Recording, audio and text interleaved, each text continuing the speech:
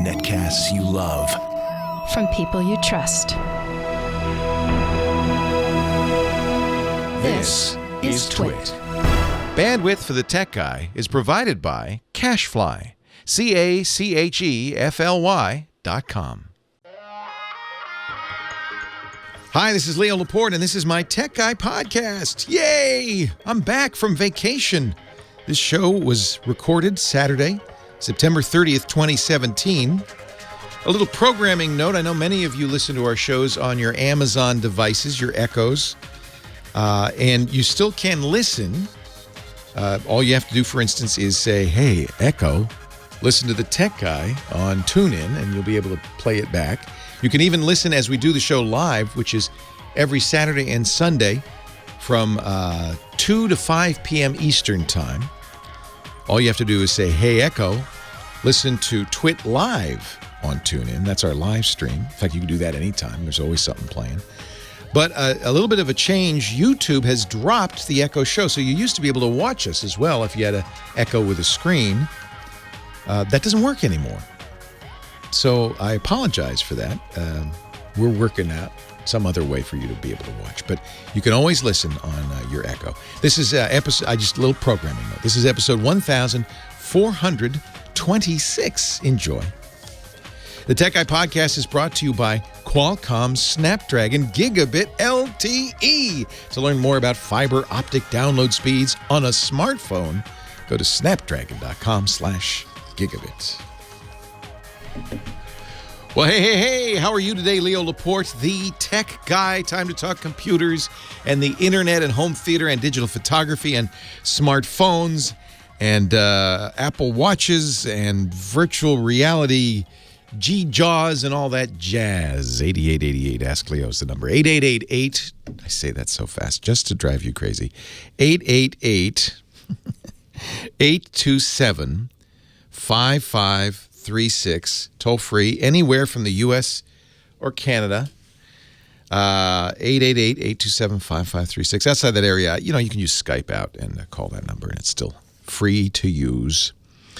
You can also reach us in the chat room, irc.twit.tv, or what else? How else can you reach us? Oh, on the website, techguylabs.com. I'm a little blurry because I'm jet-lagged. I just got back from vacation. Thank you very much, very heartily, to Rich DeMuro, who filled in for me last week and did a great job. I'm told that he talked all about the iPhone 8, right? And the iPhone X, and no one has an X, so we're not any farther along with that. But at least we have 8s now, right? And the Note 8, we don't have to talk about that anymore, right? He talked about the Experian hack. Don't have to talk about that anymore, right?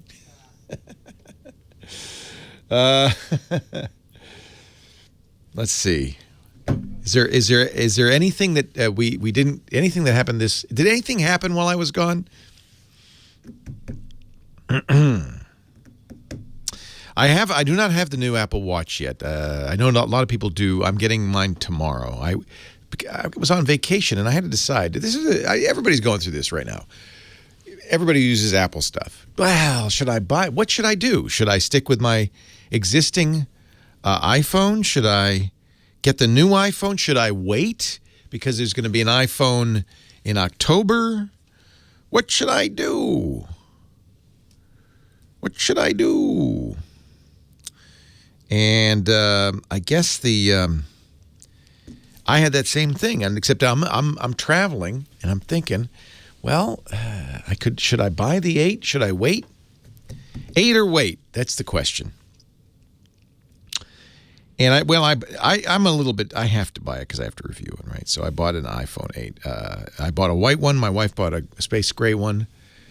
And my colleague Megan got a gold one. So we have all 3 colors we can look at. The only one with a black front is the space gray one. But really, I'm sitting here looking at this, $1,000, nearly $1,000 phone that I bought. And I'm looking at it, and I'm looking at my old phone. I'm thinking, why? What is this? But I said this last year, if it really is the case, I think, it's you wait a couple of years before you upgrade, right? Wait a couple of years. Don't upgrade every year. That's silly. Only crazy people do that. And even maybe 3 or 4 years. Then if you are using an iPhone 6 or an iPhone 5, the iPhone 8 would be a massive improvement. It's got the dual sensor camera, much better camera. Not more megapixels. I guess it's a new sensor and it does some interesting new things. And there's little details that camera buffs or geek fanatics pay attention to, like the fact that the second lens now has optical image stabilization, whereas it didn't on the 7. It's a faster processor, although I don't know. When you use your phone, do you feel like it's sluggish? The only time I ever feel like any iDevice is sluggish is if I'm playing a game that's doing a lot of calculations. There's a lot going on, a lot of players and stuff. Sometimes then it hesitates a little bit, unless you have the newer models. Although I'm hearing some people upgraded to iOS 11, the new version of the Apple operating system for iPhones and iPads, and they're starting to say, there's a number of people say, oh, it's so much slower on my old phone. So maybe Microsoft used to do that, right? The new version of Windows would come out and you'd say, oh, I need a new PC.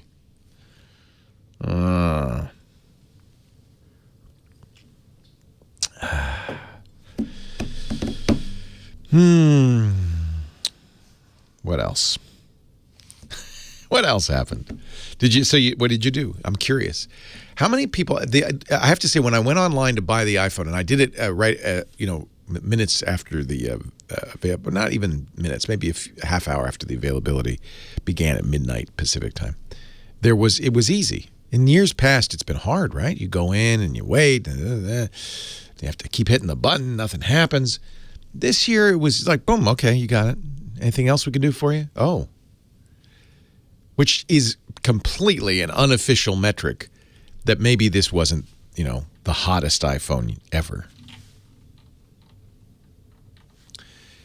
There are some metrics. There's a company called Slice. A lot of people use it. I use it to keep track of incoming packages and stuff. And Slice gets not from Apple. Apple's not telling anybody. We won't hear anything from Apple. We'll hear in 3 months from Apple. It was the fastest selling iPhone since the last fastest selling iPhone, something like that.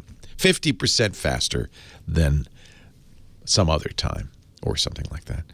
But I think the Slice information is a little more useful because they have, I can't remember what it was, some 50,000, some large number of users, so statistically accurate or valid.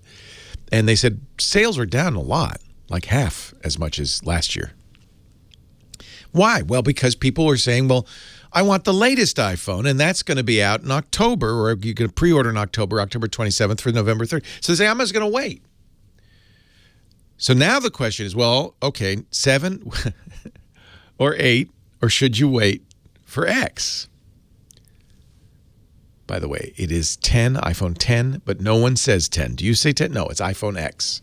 I told Apple this. I said, don't call it the iPhone 10. Everybody say it's the iPhone X, and they do, the X. So I'm going to call it the X. I don't care. I know it's wrong. You wait for the X. There's some interesting articles coming out. Nobody has the X. Nobody has the X yet. But people saw it at the event. That's it. About this little notch at the top. Like, some people just really say, this is ugly. What is going on? And is the X that much better? Well, it's got an OLED screen and it's a bigger screen. But is it really better? Is it a lot better? Is it $100 better? And you got to wait. And maybe you won't even get it this year because now the latest is the components. There's 2 components that are critical components for the face recognition. And one of them is delayed, and maybe Apple won't be able to make these in quantity until maybe next year. And they're twinsies. It's like frickin' frack or something. These two. What is the? I told you I'm a little jet lagged. What is it? There's two components, and apparently one of them is delayed. You got your frick and you got your frack. No, there's something else. Oh, Romeo and Juliet. I like frickin' frack better. Romeo and Juliet. The iPhone X production woe, according to the Wall Street Journal, it's pretty well connected on this, sparked by Juliet and her Romeo. Imbalance with modules fuels concern about widespread sales shortages. So now, do you wait or do you get the 8? You know what the smartest thing to do? Unless you really hate your phone or you dropped it or you flushed it down the toilet or something, just don't buy anything. Your phone's fine. But I think the real reason people are waiting for the X is because that's the one that's visibly different. If you look at the iPhone 8 and the iPhone 7, they look the same. But if you get the X, now status symbol, especially if it's hard to get. It's almost as if Apple created this whole thing. Like it's going to be super rare, super, super hard to get. Man, the status you'll have when you sit down at that big dinner, for the business, and you're wearing, you're all dressed up and everything, and you pull out your iPhone X and you slap it on the table. Man, now you're something. That's why these things sell. I'm convinced. Hey, let's take some calls next. Leo Laporte, the tech guy. Leo Laporte, the tech guy. Oh, it feels good to be back. It does feel good to be back. Sometimes, you go on vacation and you go, I don't want to go back to work. But see, my job, I get used to people listening to me talk, and they don't interrupt me or anything, and it spoils me. Now, I just think I can't wait to get back and I can talk without anybody interrupting me. Didn't happen on vacation, huh? No. You had a lot of interruptions? Yeah. People didn't just sit raptly and listen to me. So now I'm glad to be back. And I have your full attention. It was fun. One person recognized me. That was nice. Really? Yes. Where? Well, actually, 2 people. One person on the tour that I was on. Okay. We're talking, and she sidles up. Diane sidles up and says, "Are you the tech guy?" I said, "Yes." She said, "I heard you talking. Your voice." Somebody had asked me. We were talking about iPhones, of course, or cameras or something, and she said, "I heard you." And so yeah, I was busted. And then, weird, another one, I'm just sitting in a small town in France, and some guy comes up, Pascal, hi Pascal, and says, you. He just stood there staring. He was nervous. It was weird, because he just stood there looking at me, and I thought, either I've got, something patisserie on my face, or he knows me. And he said, "Are you Leo Laporte?" And I said, "I am Leo Laporte." How are you? And what country were you in when the lady recognized you? The whole thing was in France. I was in France the whole time. Anyway, Kim, how are you? How'd it go with Rich last week? He's great, isn't he? Yeah. Easy on the eyes, little too good. I heard he's a good-looking fella.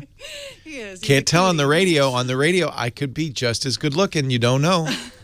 But I right? felt like he was a baby, but he had a big brain too. So yeah, I Rich is assume great. That's how you were. Rich is great. He used to be at CNET. Yeah, at one point when I was a young man, many, many years ago. Rich is great, and I appreciate him filling in for me. And you could see him if you're in the Los Angeles area. He's the tech guy on KTLA TV. And I think because all the ladies around here enjoyed him, he'll be back. I told him come back. Yeah, no, I think he got the invitation, and I think he will be back. You ever hear the story of Wally Pipp? Who's Wally Pipp? Yeah, that's what they say now. Who's Wally Pipp? He was a star first baseman for the New York Yankees in the 20s. Oh, that's why I don't know him. And I'll tell you why you don't know him, because he got a headache one day, and he said, manager, famous manager, I can't remember his name. I don't want to play today. I got a headache. So the guy said, "All right, sit down." Hey, who's that? Who do we have? Oh, that kid who just came up. Lou, what's his name? Lou Gehrig. Come here, Lou. Oh. And Lou played first base that day and never stopped playing first base for the New York Yankees. In fact, set a record for playing nonstop without taking a single day off for 17 years. And nobody knows who Wally Pipp was anymore. Nope. So I don't want to be a Wally Pipp. So my headache suddenly got better. As soon as I heard Rich, I came back. I guess I'm the opposite of Wally Pipp, too. I never take a day off. No, it's a dumb thing to do. You're just asking for trouble. So you've been thank you for answering the phones all this time. And you've been, for 2 weeks, you've been answering phone calls, lining them up for the show today. I've been waiting for you to come back. Thank you. And so have people that have had other questions that Rich maybe couldn't touch on. But Connor in Minneapolis has a really kind of complicated but interesting question, and I'll let him ask good. it. Oh, so you saved it for me. We saved the complicated ones for you. Thank you. I can't thank you enough. Thanks, Kim. Nice to be back. Nice to see you again. See you. Hi, Connor. Leo Laporte, the tech guy. Hi, Leo. So, yeah, it is a complicated one. Uh-oh. What do you know about VPNs? Are you big on VPNs? I'm big on VPNs. I love the VPN. VPNs are great. Virtual private networks.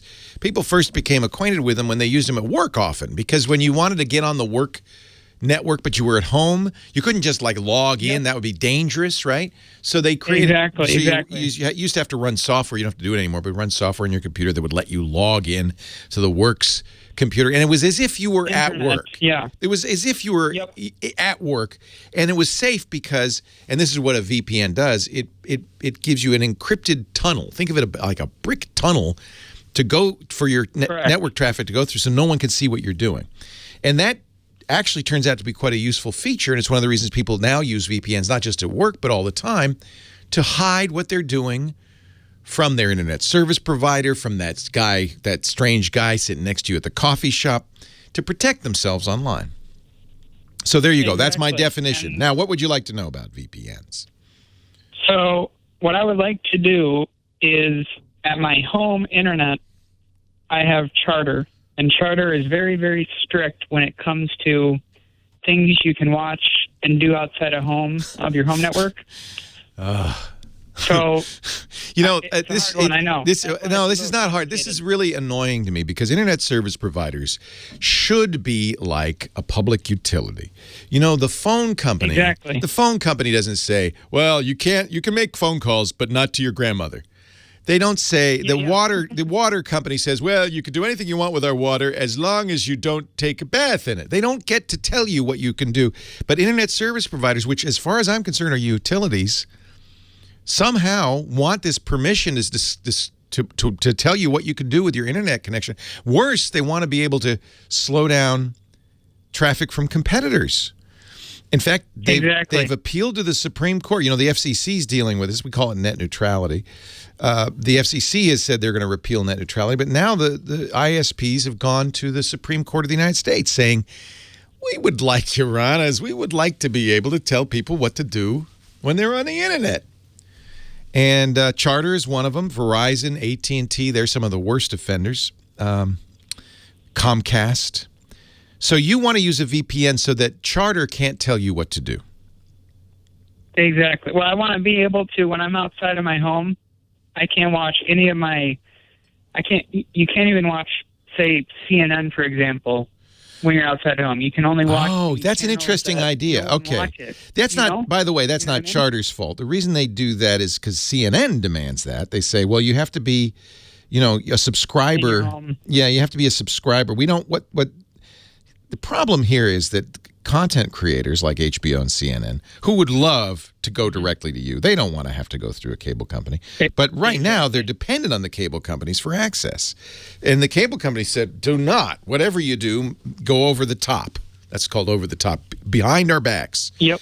And so it's not really Charter's fault. It is in a way. It's all of the cable companies' fault. It's the way CNN does it. So you want to trick CNN into thinking when you're at a hotel somewhere that you're actually at home. Exactly. That's kind of the opposite way that people.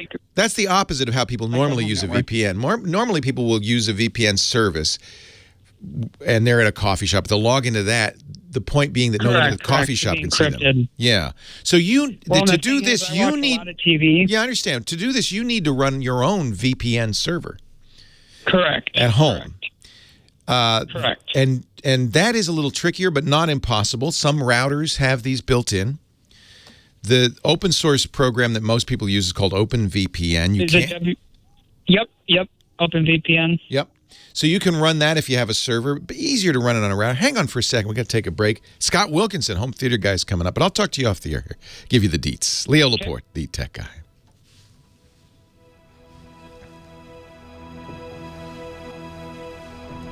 That's a really interesting, a different way of using a VPN, and I like it. Exactly. Well, when we had Xfinity, they were very, you could do anything. You can watch every single channel. Yeah.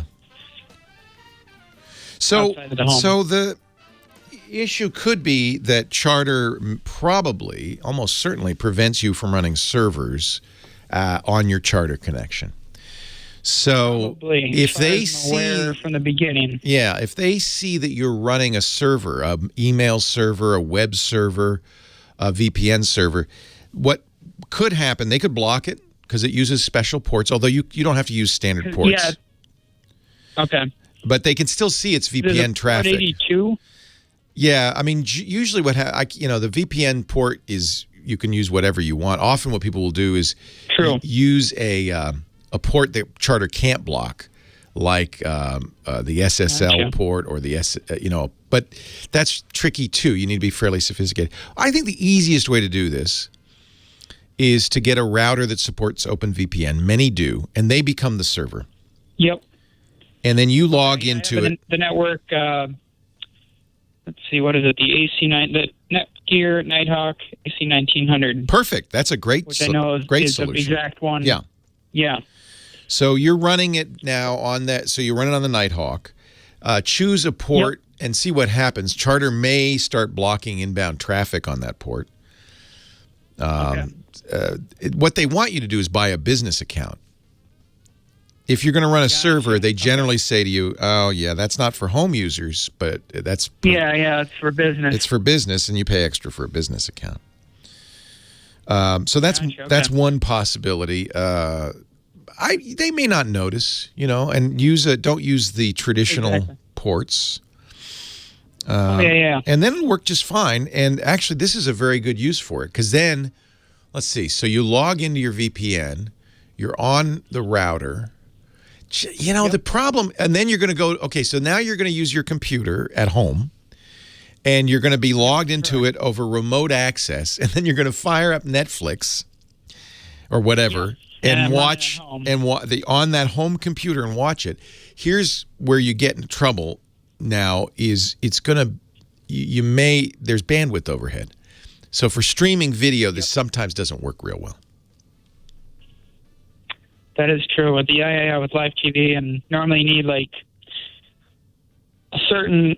It's not too much, but then again, it kind of gets to the point of there is a limit or a minimum limit where you want to make sure it's not going to buffer, Right. Continuously. The only way to do this, since you already have the Nighthawk, the only way to do it is try it and see what happens. And you may have to, fiddle with the ports because Charter won't want you to run a server, but they won't necessarily know if you don't use standard ports, that kind of thing. All right. Hey, good luck. Give that a shot. I Yeah, appreciate you it. already have the tools you need. I'll keep you updated. All right. Exactly. Yeah, please do. Let me know how that works. Take care. Yeah, we'll do. Absolutely. You too. Bye-bye. Scott Wilkinson. Hey, Leo. How you doing? How'd it go last week? Oh, went fine. Good. Rich did a great job. Yeah, he's a nice guy. Mm-hmm. I'm getting sick of saying nice things about him, though. I got to tell you. No, I don't care. Yeah, we talked about the new Apple TV. Oh, good. Yeah. I wish I'd heard that. So we found out it does do HDR and Dolby 10, or Dolby Vision, rather. Dolby Vision and Yep. HDR10. HDR 10 and Dolby Vision. So that's the good news. Yep. However, However. it upscales everything, I know. That's really bad news. which is kind of bad news. Yeah. I would certainly rather have. Let your TV The do option. that. Yeah, or Yeah. some other device do that. Yeah, that's all they need to do is add a native option. so typical of Apple to say, no, we'll handle everything. We know how to do it best. But what do you want to talk about today? Well, let's see. I've got. I just wrote a piece a little while ago asking the question: is 8K around the corner? All right. I love it. Hang on. Here we go. Bump, de bump. Bump, de bump. You know what that means? That magic music means one thing and one thing only. That is, it's time for Scott Wilkinson, home theater guru. He is editor-in-chief of the AVS Forum at avs.com, host of the Home Theater Geeks podcast. Hello, Scotty. Hey, Leo. Welcome back. Nice to be back. I hear that last week you talked a little bit about the new 4K Apple TV. Yeah, that was pretty big news. Yeah. Thank goodness it came out. There are caveats, and I know you talked about it last week. Yep. But now that I've got a 4K TV and I've got my 4K Roku, my 4K Apple TV, my 4K Chromecast, my 4K AV receiver, my 4K Android Shield TV, and my 4K, I think that's everything. Now that I have all of that, and by the way, I saw somebody did some calculations that 13% of his content was only 13% of his content today was 4K available to him, and that of that, about right. and of that, only about half was HDR. But I have the setup now. Yep. When do we have to get to 8K? Well, I wrote a piece on AVS Forum last week, asking, is 8K around the corner? Because I saw an article that from Display Daily that basically said, yeah, it's around the corner, and I have to disagree. It is in a certain sense. It is in the sense that, once again, the TV manufacturers are starting to talk about building 8K TVs. Now, we should say that 8K is 4 times the number of pixels from 4K. Which is okay, because 4K was 4 pixels. HD. Yeah, so exactly. So it would be 16 times higher resolution than your current HD TV. Yep. Wow. And so the TV manufacturers are starting to talk about this. They've shown them for several years. You've seen them at CES. I think we were together when we saw a tech demonstration of a Sharp TV that was 8K, and it was showing special custom shot 8K footage. And everybody went, ooh, ah, how great that is. And so now we're starting to hear from Samsung and Sharp, particularly, that they're starting to talk about 8K LCD TVs. And the reason they can do that is that it doesn't really cost them very much. To increase the pixel count in an LCD TV is relatively easy. By contrast, because it's such a mature technology. It's a mature technology. They have their fab, their manufacturing facilities called fabs that can be pretty much easily upgraded to do it. OLED TVs, by contrast, it would take a lot more effort to do. Yeah. Now, the problem that I think the LCD TV manufacturers have seen is that OLED really is kind of taking off. It's becoming sort of the gold standard of the high-end TV market. And it's not even that high-end anymore. LG introduces OLED TVs and then drops the prices dramatically. And they've done that every year. And so there's less pressure with the current technology to go to 8K than there might have been back when we were all LCD with HD. Well, that's true, except that the companies that don't produce OLEDs, that is Samsung and Sharp, have said, how can we make a differentiation between us and OLED? And their idea is, well, a bigger number in the specs must be better. People will think it's better. And they do. The general public does think that higher resolution is better. This is too bad. We are really, I thought we'd outgrown this with the megahertz myth and PCs, and then now then you get, GPUs, and then you get resolution is crazy. We just are number crazy. And I think part of that is because it's an easy way to judge between devices. Yeah. It seems but not necessarily a good way. It's not a good way, but it seems to be objective. You can look at two numbers. You can say, well, that's bigger. That's better. A bigger number is always a better number. But we know it's not true. It isn't always a better number. And no. I mean, 8K certainly is better in the sense of you can walk up and put your nose on the TV and not see the pixels. Yeah. But who does that? Nobody's going to do that. Well, the author of this story says that people do that in retail environments. They actually do. But when you get it home and you set it up, you're sitting 10 feet away, you're not going to see the difference between 4K and 8K. That's interesting. So we need to have a little rope, a little velvet rope, keeping people away from the TV in the store so they don't get the misapprehension that they're getting something better. The other problem is that what about content? Are we going to see 8K content? Well, here's a really interesting question. Before you even get to that, we don't even have 4K on broadcast yet. No, we don't. That's coming in the form of the next generation of over-the-air broadcasting called ATSC 3.0. And how long is that going to be? Well, that's not even completely finalized yet. It's close, but it's not done. But do so we're broadcasters have to get new equipment? Yeah, they have to get new new cameras, new. Yes. The answer is yes. And so the analog here is the move from standard definition to high definition. We've gone through this before, and then you can even compare this to high definition to 4K if you're talking about 8K. But if you're talking about 4K broadcast, it took them a long time to get an HD broadcast. That's right. It always happens in Japan first. NHK is already doing 8K streams. Correct. And they are going to do 8K broadcasts from satellite, actually, of the Olympic Games. They're hoping to do it for the 2018 games in Korea, close to Seoul, I think, and certainly for the 2020 games in Tokyo. And Korean broadcasting system is working on this as well. And so, there is going to be that little bit of 8K content, but for the rest of it, it's either going to be upscaled. The TV is going to upscale lower resolution content to that. One good application of an 8K TV is looking at your own photographs, because your camera, your phone, for heaven's sakes, takes 8K and better resolution. Really, a 12 megapixel sensor is an 8K resolution? Well, 8K is. What is 8K? It's like 33 megapixels. Okay, so your iPhone does not do. No, okay, maybe not, but certainly most phones do. Reasonable cameras do. Yeah, a good. Okay, yeah, I would say a high-end digital camera can do that. Sure. So that's one thing. I would say 8K is also useful in VR. If you can pack 8K resolution into these tiny little displays that you put in front of your eyes, that's a useful thing, because the display is less than an inch from your eye. Not that that's turning out to be a massive market either, by the way. Well, there is that. So I think 8K TVs, we're going to see them at CES next year. We're going to see them. Yeah. But don't get all head up about it, is what you're saying. Exactly. Yeah. I'm not getting real excited about it. Broadcast spent so much money to go into HD. Yep.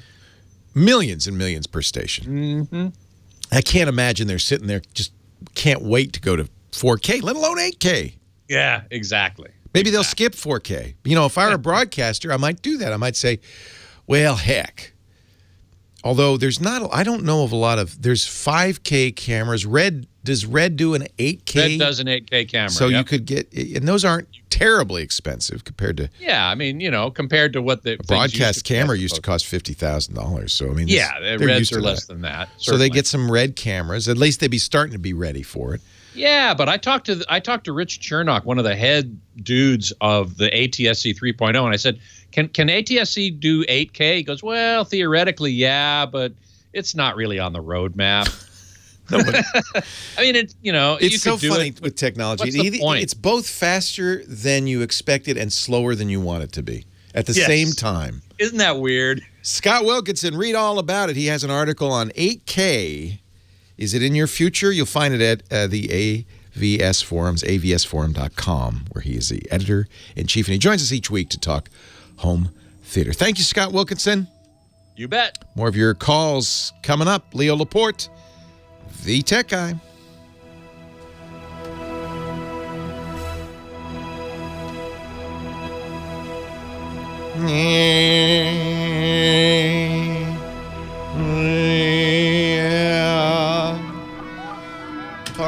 All yours, Scotty. All yours. You got time to stick around? Oh, yeah. Sure do. Oh, good.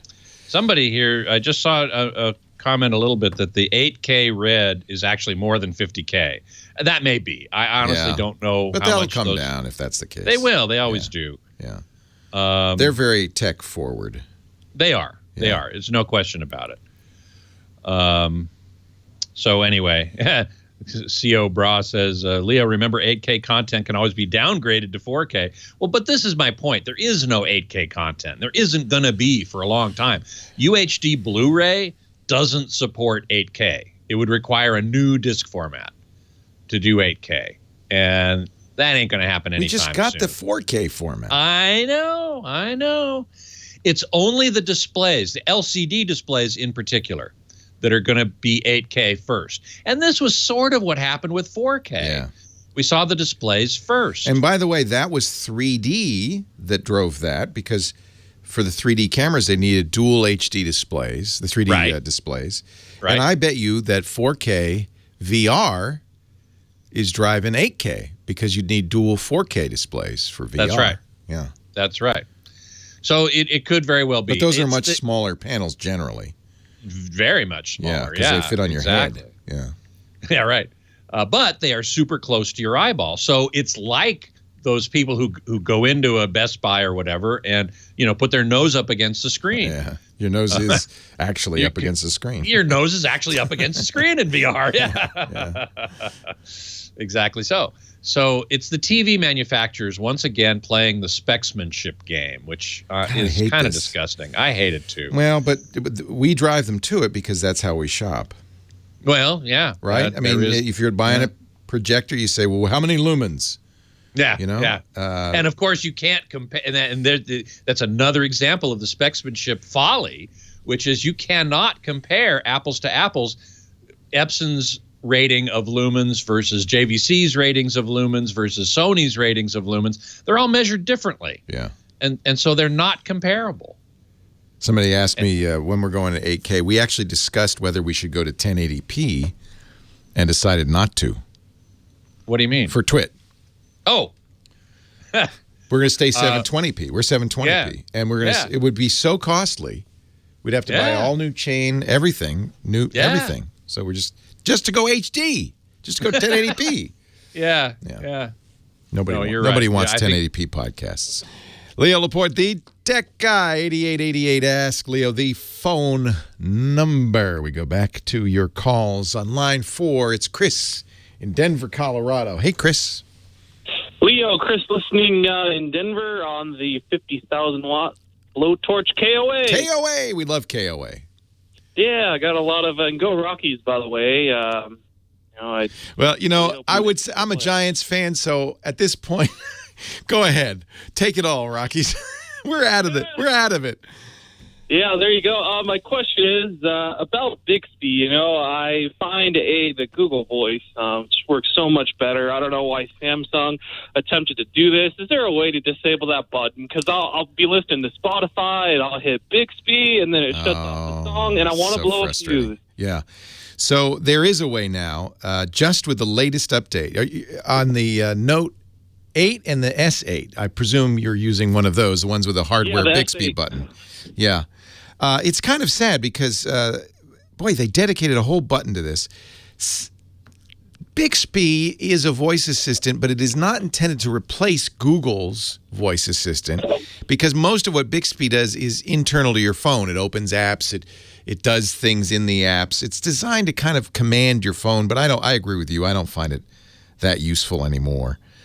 Supposedly in the Bixby, here it is. If you press your Bixby button, and you've got the latest update on your S8, if you press the little gear, settings gear, a window will open. Whoops! Now I'm earning rewards with Bixby. I don't want to earn any more rewards with Bixby.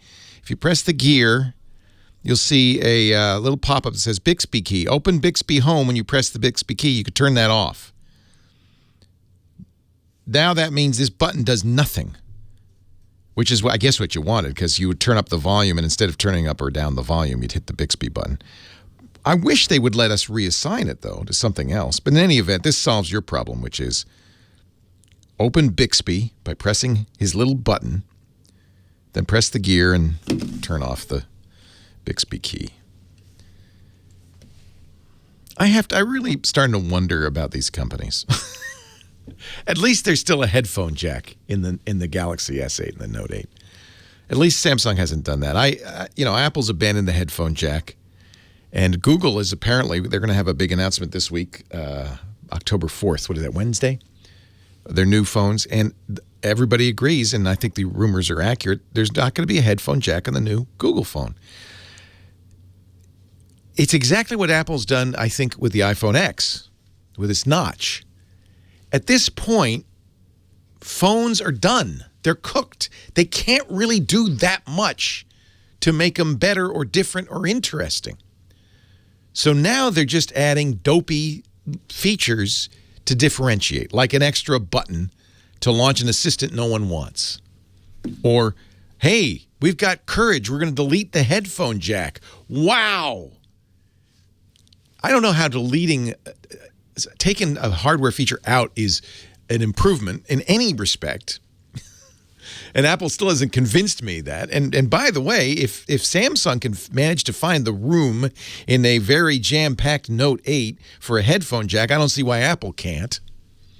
So I don't buy that. Oh, we needed the room. I don't buy that. It's a differentiator that isn't really an improvement or a differentiation in any way. What are they? It's a difference without a distinction, or is it a distinction without a difference? It's one of those.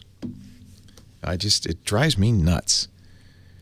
Next year, and maybe this will be the difference that'll change everything. Samsung's already said next year the Note 9, I guess they'll call it, will have a bendy display. It'll open up like a book. So your phone will have a display, no hinge in between. It's a bendy, flexible display. We know they can make those that you'll pick up your phone and you'll open it up, and now it's double the size because it was folded over. That's a differentiator. Whether it's a good thing, we'll see. It may not be. But at this point, the smartphone industry is exactly the same position that the automobile industry was in by the 60s, maybe even the 50s, where you couldn't, what are you going to do? You put a bigger engine in? No, you add fins, you change the model design every year so that people go, oh, hey, that's so 1959. I want the 1960 Edsel, the one with fins. And that sells products. And I really believe that's where we are now. I don't think what Apple's done with this crazy screen with a notch in it, that's just fins. That's just designed to make people feel bad they don't have the latest and go out and spend $1,000 just so they have the one with fins. It's pure marketing, and I feel bad that we've fallen for it. Gosh, aren't there more? It seems like there are more important things to worry about. Anyway, the Bixby button, another example. I like the Note 8. The Note 8 is almost a perfect phone if they would dump the Bixby button, because there's no point in that, and they would put the fingerprint reader where it belongs in the middle of the back instead of right next to the camera where I smudge it every time. It's a very poorly placed fingerprint sensor. I don't mind a fingerprint sensor. In fact, that's another thing. Apple's taken the fingerprint sensor away. Apple's decided the way to innovate with an iPhone is to take things out. A perfectly functional, really good, it works really well, the fingerprint sensor. You could put it on the back, Apple, and still have a giant screen. That's what Samsung's done. That's what Google's done. You could still have a giant screen. But no, they're dumping the fingerprint button because courage. We're going to do face recognition, and we'll see how well that works. But it doesn't. It seems like change without any real innovation, I guess, is what I would call it. It's just change for change's sake to make it look different, so you'll buy the new one. Mike on the line from Burbank. Hi, Mike. Leo Laporte, the tech guy. Hey, Leo. I've been watching you since your show in 1987.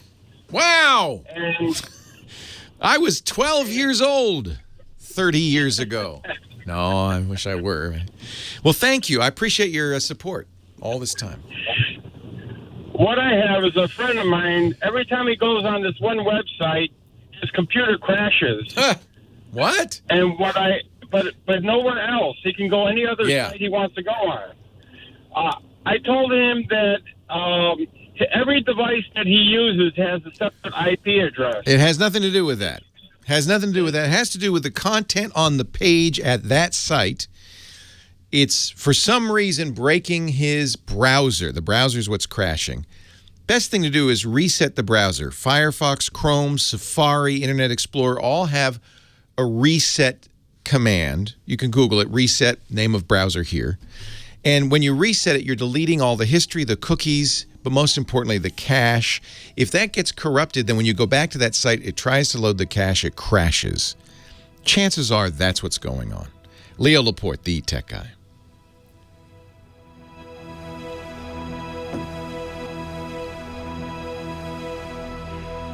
I like the question, though.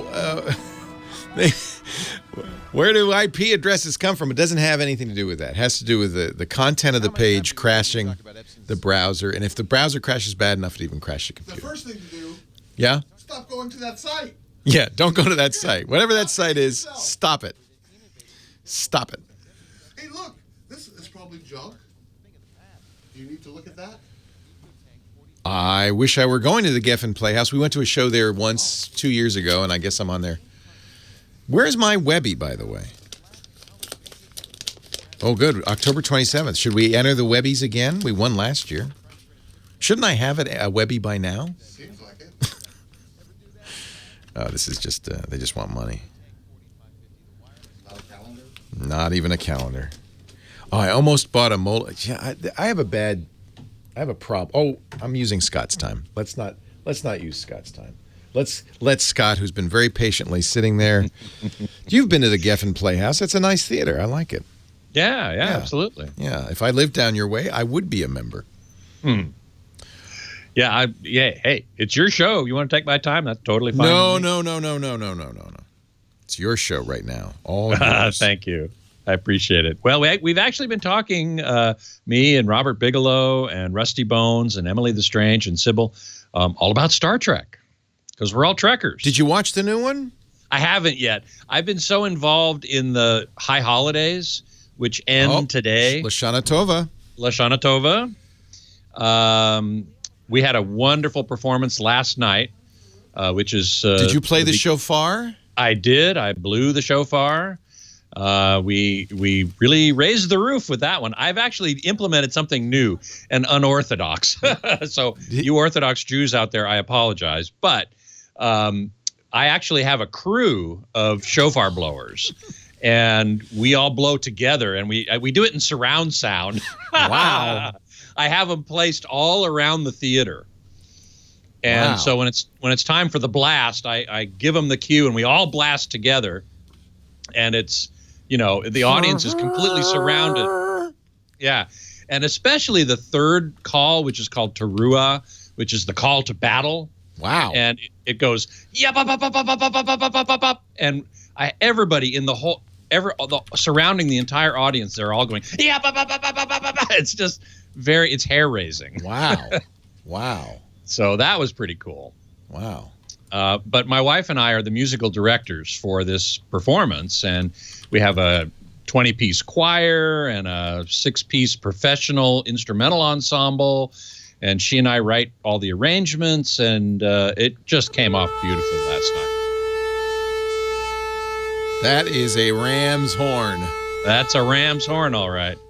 And it causes confusion in the enemy's camp.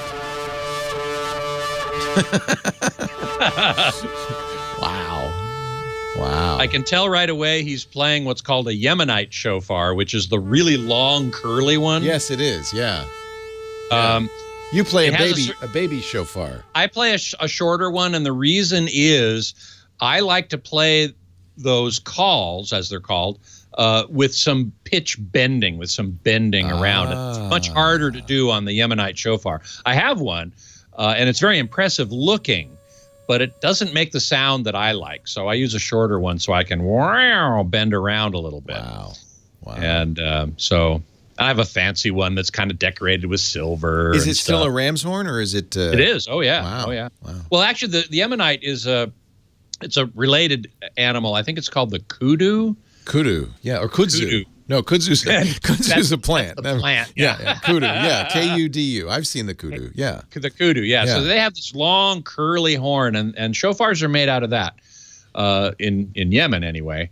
So, as I say, very impressive looking, but it doesn't make the sound I like. So I got the shorter one.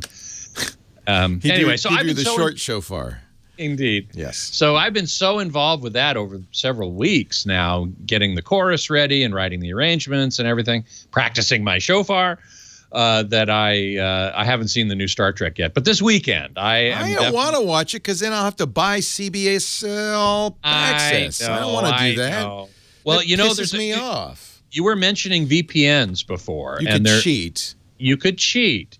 You could if you have a VPN, you can tell it where you want to look like you're from. But that won't help, will it? Because you still have to have a subscription. No, because it's on Netflix in Europe.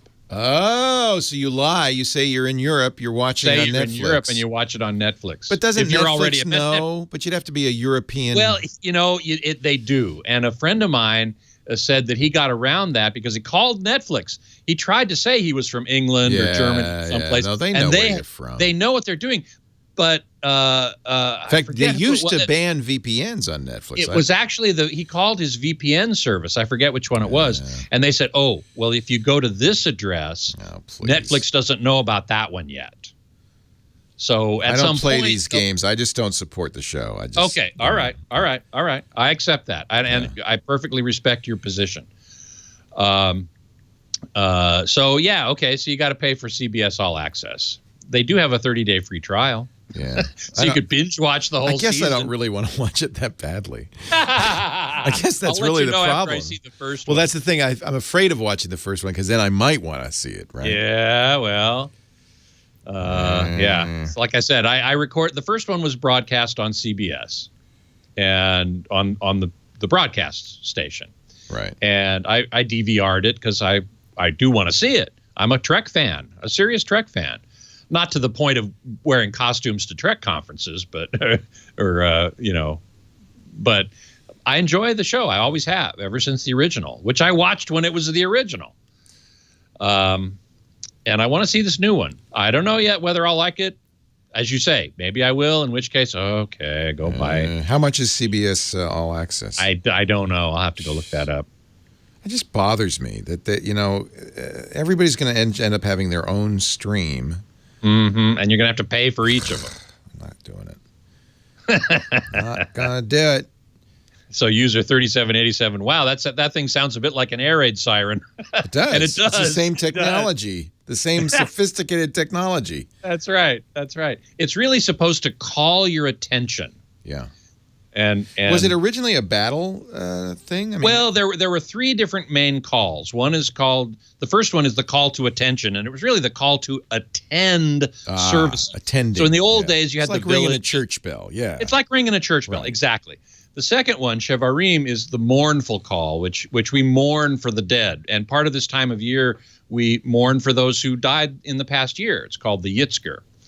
And the third one, Teruah, is the call to battle. And in the original days, of course, it was, hey, everybody go fight our enemies. Nowadays, of course, I interpret it as being fighting our own inner demons, because this is a contemplative time of year. And so we are tasked with looking inward, saying, atoning for our sins, at least acknowledging them, not flagellating ourselves. And how can we be better? That's what I like about Jews. It's like, all right, I sinned. Big deal. So I sinned. Well, nobody's perfect. Nobody's perfect. And how can I be better next year? There you go. I like that. And so it's the call. I see it as the call to battle the inner demons. Also see it as the call to battle the outer demons, those parts of the world that we see and think are unfair or bad in some way. And there's plenty of that around. Scott, we've used up all your time talking about the shofar, and which is fine with Rosh me. Hashanah and Yom Kippur. Thank you. Yom Kippur. Thank you. See you next week. Well, hey, how are you today? Leo Laporte here, the tech guy. Time to talk about computers, the internet, home theater, digital photography, smartphones, smartwatches. We talk about the new Apple Watch. It uses LTE, but it doesn't. But it costs you $10 or more a month, depending on your carrier, to be able to make phone calls on your watch. Do you think you want to do that? We can talk about that. Augmented reality, that's a big topic these days. Actually, I'm a little disappointed. I was convinced by my friends and people like Robert Scoble, who's an expert on virtual reality and augmented reality, that Apple was going to just do this big breakthrough augmented reality device this year, and that's what the new iPhone was going to be. And I don't know. What do you? It doesn't feel like a breakthrough exactly, or anything. IKEA has an app where you can put your furniture anywhere. You can put it in the house. You can put it on the street. Usually I wait till it's an old sofa before I put it on the street. But with IKEA, you can, with the iPhone, you can put it on the street right away before you even buy it. That's nice. It's not going to change the world. And I'm just disappointed because I thought this was going to be the big breakthrough for augmented reality. I don't see anything like that on the horizon. Microsoft's HoloLens is still the closest thing to kind of that vision, and it's a long way off. That's a prototype device. The idea, ultimately, here, let me describe the promise of augmented reality, that you would buy your next pair of specs, your spectacles, or if you don't wear spectacles, you just wear something that looks like spectacles, maybe a little more stylish, but it could just look like plain old eyeglasses, but it would project onto your normal view of the world additional information or graphics.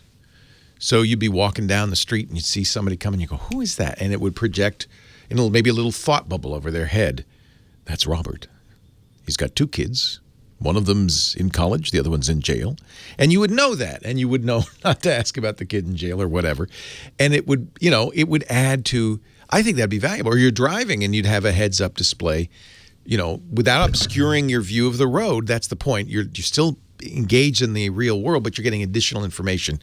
It's a heads-up display. And that's the closest we've got right now is Microsoft's HoloLens. But it's a long way off because in order to do that, you have to have a very powerful computer with a battery life. It's got to last all day, right? It's got to be built into those eyeglasses without making it look like, some giant honking big thing on your head. It's got to have cameras and infrared sensors. A lot of the stuff that actually Apple does put in this new iPhone 10, that array, the notch is really an array of useful sensors that would be perfect for augmented reality if only it were facing the other way. It's facing you. It's pointed the wrong way on the iPhone 10. So really the only benefit of that very sophisticated, highly expensive technology in that notch on the iPhone 10 is you could do animated emojis. And you could say, I want to look like a monkey, and it'll have perfect lip sync because it sees your face and it can match your face to the monkey in real time. Wow. Anyway, Microsoft's HoloLens promises to do all of this, but yet Microsoft says, well, we're at least 2 years off because the technology is not there. They got to make it smaller. They got to make it more better battery life. They've got a long way to go before this is going to be that vision that I described at the beginning, which is just they look like your eyeglasses. Maybe they're a little thicker on the temples. They've got, I didn't even mention audio. They're going to have speakers built in. In fact, that's one interesting way to do augmented reality. And maybe even use one of these voice assistants is to be able to, that way it's just you. You're the only one hearing it. It's not blocking your vision in any way. Then it could whisper in your ear. Yeah, that's Robert. What? Don't ask about the kid in jail. Not good. 8888 Ask Leo, the phone number. If you want to talk about tech, what's coming or what's here right now. I really kind of like to focus on what we have today. Marco, all the way from Portugal. Hi, Marco. Hey, Leo. How are you? I am very well. I'm going to Portugal for the first time next year. I'm looking forward to it. That's great. Yeah. When you come visit the Madeira Islands. Now, do they make Madeira in the Madeira Islands? Yes. That's what yes, they do. I love Madeira. It's at this time of the year when they collect the grapes and do the whole process. Wonderful. All right. Is that where you live, the Madeira Islands? Yes. How nice. So what can I do for you? So my question is the following. I have an HTC One M8 for quite some time. Very nice phone. In fact, HTC really knocked it out of the park with that one. Well, the experience was not that great because in 2014, something really strange happened to my phone. One morning I woke up and the weather widget on the locked screen started showing as if I was in a man Jordan. Okay. I can tell you what's going on there. And that's not really necessarily the phone's fault. It could be that the GPS radio stopped working. Were you still getting the navigational stuff like when you used a map program? No, but I had the GPS turned off. Okay. When I unlocked the phone, it changed back to my location. And this happened several times. I can tell you why it's happening. Do you want to know why it's happening? Yes. Because without GPS, the phone has to use other means to figure out where the heck you are. And one of the ways, all phones do this, all devices do this, is they look at the Wi-Fi signals around you, or maybe with a smartphone, they look at the cell tower around you, and they figure out where that is. Now, that can be problematic because they basically are using a database that says, well, this Wi-Fi's here, this Wi-Fi's here, this Wi-Fi's here, so he must be roughly here. Or they'll say, well, this carrier's here. And what I suspect is happening is that your cell carrier or your internet service provider had a location in Jordan. And so it was making, it was confusing. I was in Madeira Islands. I used a Portuguese ISP. I never went to Jordan. No, it wouldn't be you. It would be wherever, the phone being confused about location because it doesn't have that GPS signal. GPS is not going to make that mistake. But it's these secondary location technologies that are inevitably inadequate. So that's what happens. This happens to everybody. When I travel, I often have this happen. If I look at a map of my travels, it looks like I'm on a rubber band because I'll keep snapping back to where the internet service provider is, and then I'll be somewhere else, and it goes back and forth. So my suspicion is that for some reason it thinks your access point or your cell provider or that cell site is in Jordan. But the strangest thing was that when I unlocked the phone, it came back to where I am. And one of the times it didn't. I went to Google Maps and asked it to show my location, and it said I was at the Jordanian Food and Drug Administration in some weird street. Once I did this, it never occurred, never again. No updates, no anything. It just stopped, as if someone was caught and ran away. So it's also possible that the phone is broken in some way. I mean, that phone's pretty old. You still use it? It's almost end of life for me. Yeah. You're ready for a new phone. It's sad because HTC is getting out of the phone business. They sold their assets to Google. And I guess it's going to be Google making HTC phones. In fact, HTC makes at least one of the new Google phones that's coming out later this week. I really loved HTC, and I loved the HTC 10, the M8. I was less excited about the M9 and M10, but that was a nice phone. It had the boom speakers, the front-facing dual speakers. For me, it was a lemon. The batteries. Yeah, you got a lemon. Yes. Yeah, I reset the phone at the time, and none of these problems ever occurred again. I don't know if that was enough. He said, I've had it. Hey, well, I'm thrilled that you listen. Marco, in Portugal, I'm thrilled that you're in the Madeira Islands. I'm going to make a point of coming to visit you because I love Madeira and I'd love to try some. Thank you so much for listening. Leo Laporte, the Tech Guy.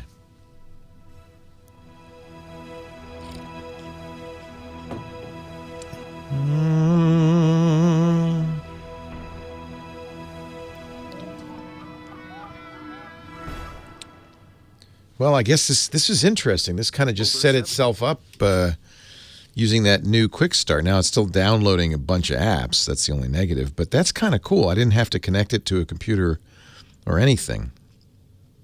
This is you'd be forgiven for not knowing which iPhone this is. This is the 8 Plus.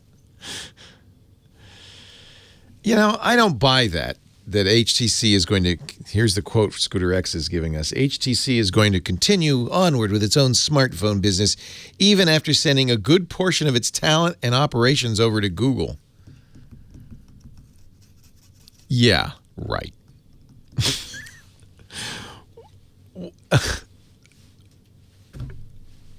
That's inexplicable. I guess Nokia continued its phone operations too, didn't they?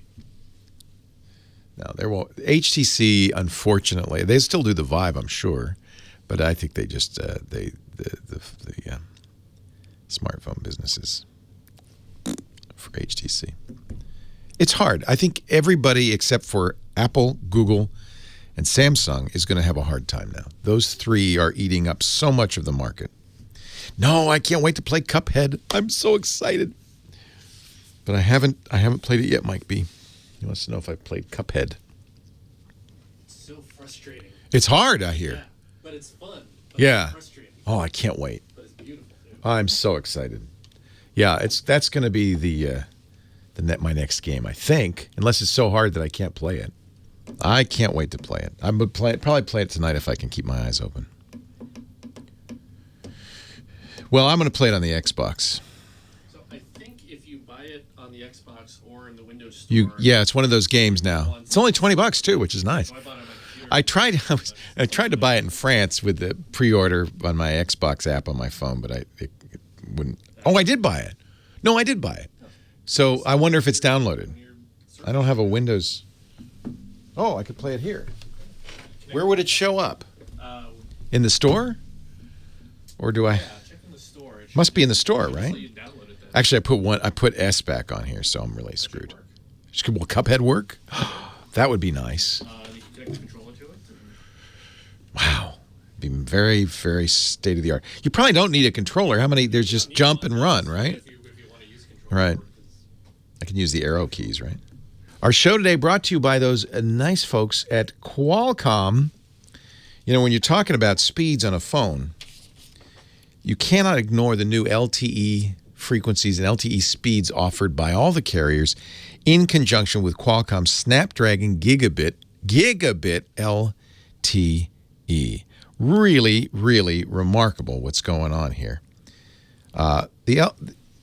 And one of the reasons the carriers are so excited about this new Snapdragon Gigabit LTE chip is it solves a problem for them of cellular network congestion. It was designed by Qualcomm to give you great connectivity. You're going to get the fastest speed possible, but also to place less of a burden on those cell towers. So your average LTE download speeds, and by the way, if you want to know whether your phone supports it or not, all the new Android phones do. Go to snapdragon.com/gigabit. The S8 works with, it has the new Snapdragon Gigabit chip in it, LTE chip. My Note 8 does. So you get multiple lanes. It's got 4x4 MIMO, if you know what that means, on this chip. That's something that people on Wi-Fi go, oh, I want 4x4 MIMO. But this is on a phone, which means your average LTE download speeds on this new Snapdragon Gigabit LTE chip 7 times faster than your typical home Wi-Fi. You can do things like stream those new 360-degree videos on YouTube VR, 4K resolution, minimum buffering, access all your files on the cloud as if they were local, download hours of music or movies in a matter of seconds. It's great with Android Instant Apps because the apps now look like they're local. And all of this without burdening your provider, without slowing other people down. It's kind of a miracle. Make the most of your unlimited data plan. To learn more about faster network connections in crowded places, snapdragon.com/gigabit. You can see if your phone supports it, and maybe your next phone should. Snapdragon.com/gigabit. We thank Qualcomm for their support of the Tech Guy podcast. Leo Laporte, the Tech Guy, 8888. Ask Leo. This is a really common question, is this whole location issue. How does your phone know where you are? Well, if you got GPS, or sometimes they call it fine location, or, detailed location. If you have the GPS turned on, it's going to do a pretty good job if it can see the sky. By the way, GPS does not work indoors if you can't see a window. It's a radio, and it needs line of sight to the GPS satellites. GPS has other issues as well. When you go the first time you go somewhere new, it has to build up what they call the almanac. And so it's going to take longer to lock. Different chips take a while to lock. The lock comes when it can see 3 of the many GPS satellites, and it can triangulate your location, and it does it very, very accurately, within a few meters. That will, unless, I can't think of it. No, that will always be right, because it'll always have the exact longitude and latitude. I guess it could misidentify it, but the longitude and latitude will be accurate if your GPS radio is on and working in your phone. But if you turn it off, or you don't have a GPS chip, many iPads, tablets, most PCs don't have GPS, they have to use some other form of location. If you're on a cell, if you're using LTE or cellular data, it can triangulate the cell towers. It doesn't do it very accurately because there aren't that many cell towers, so it'll give you a rough location. In fact, often when you launch maps, if you've noticed that, when you launch a map application, it'll show you in a very general area. On Google Maps, it's a big blue circle, and it's big at first. And then as it gets a GPS lock, it goes, whoosh, it narrows it down. Now it knows within usually about 3 meters where you are. GPS is pretty accurate. It's actually more accurate than that, but the U.S. military fuzzes it a little bit. They used to fuzz it more, but they fuzz it a little bit. Just, I don't know, to prevent enemy action of some kind. So if you've seen, you could do it right now. Launch your Nav app, and you'll notice that blue thing is big. If it's big in Google Maps, that means it kind of knows where you are. And when it goes smaller, then it says, I know exactly where. I got a GPS lock. And the time between those two is some indicator of, are you in a new place? Or is the almanac up to date? How well it can see the GPS?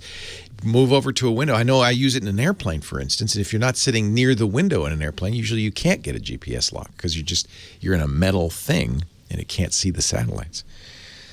The triangulation method, if you don't have GPS, is either satellite or by Wi-Fi. And there's a company for years that did this called Skyhook. Many companies now, Apple and Google, do their own Wi-Fi mapping. Google, it's one of the reasons Google does that Street View thing, where they drive around and you can go to Google Maps and you can see a picture of any house, except in Germany where they've blurred it out.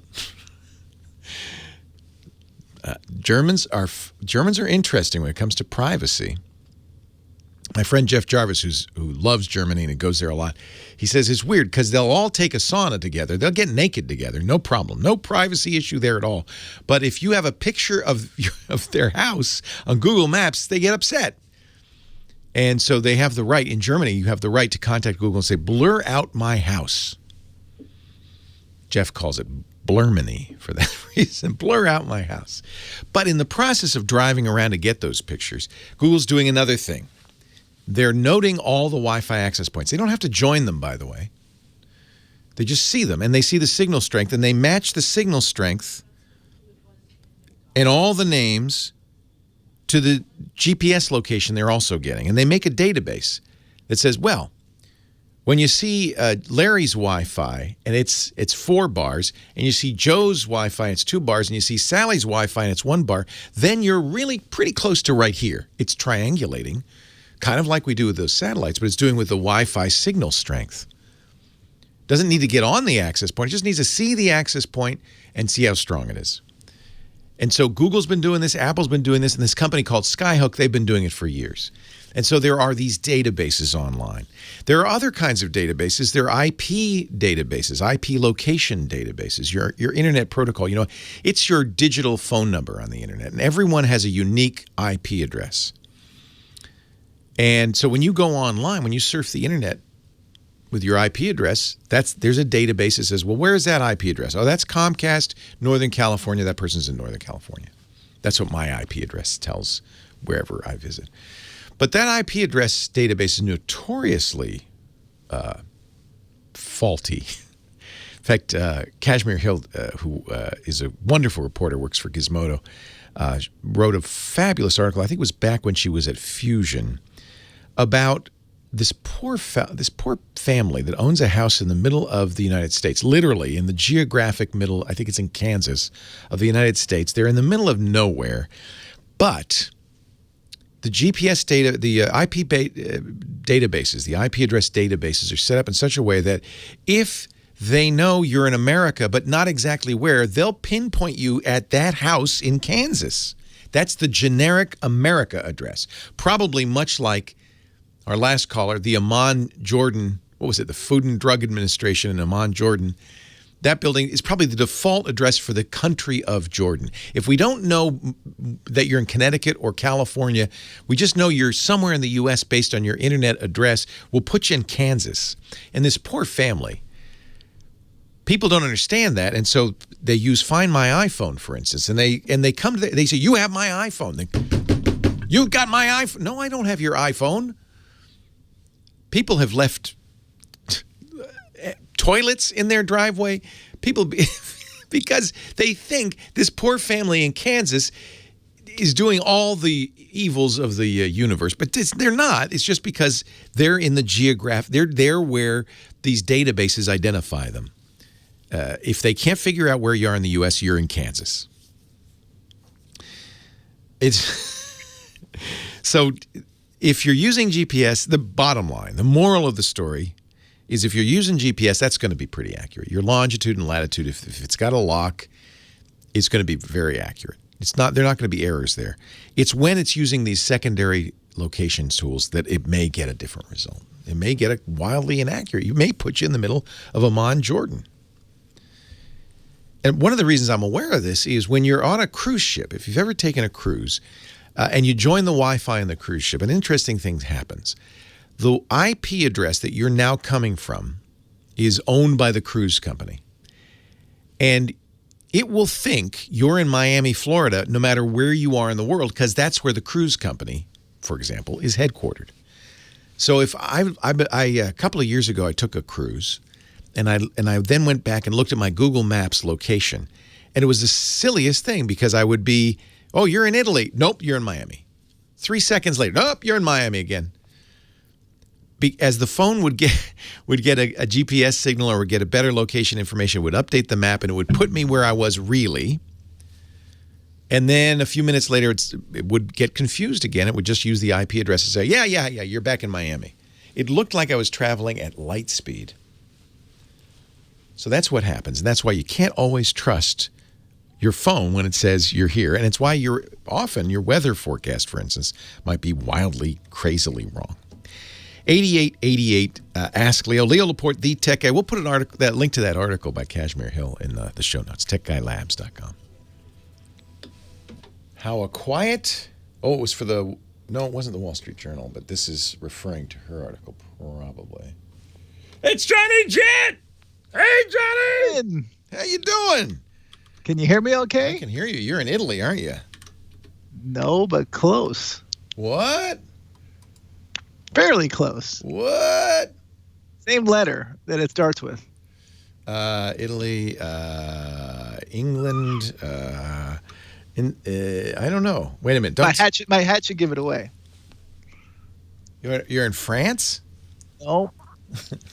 Ireland! You're in Ireland. I remember it now because I saw all your Instagrams of Jack having a good Irish pub breakfast and all of that. Yeah, sorry I have to wear my glasses. I cannot see without these glasses right now.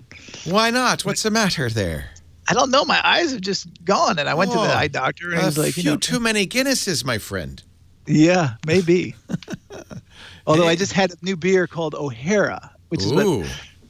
And that's what they're talking about here. They're like, Guinness has really helped the Irish beer scene. Yeah. Because of yeah, sure. Put the they call it O'Hara the dog that bit you. Yeah, so I'm not a beer drinker, but I just tasted some. It didn't take too bad. It's hard not to drink beer if you're in Ireland. Ireland, that's for sure. For sure. So you having fun, and Jack's enjoying his first international flight. Does he have Does he have a passport? How do you do that with a baby? Oh, you have to have a passport, even if he's 1 day old and flying.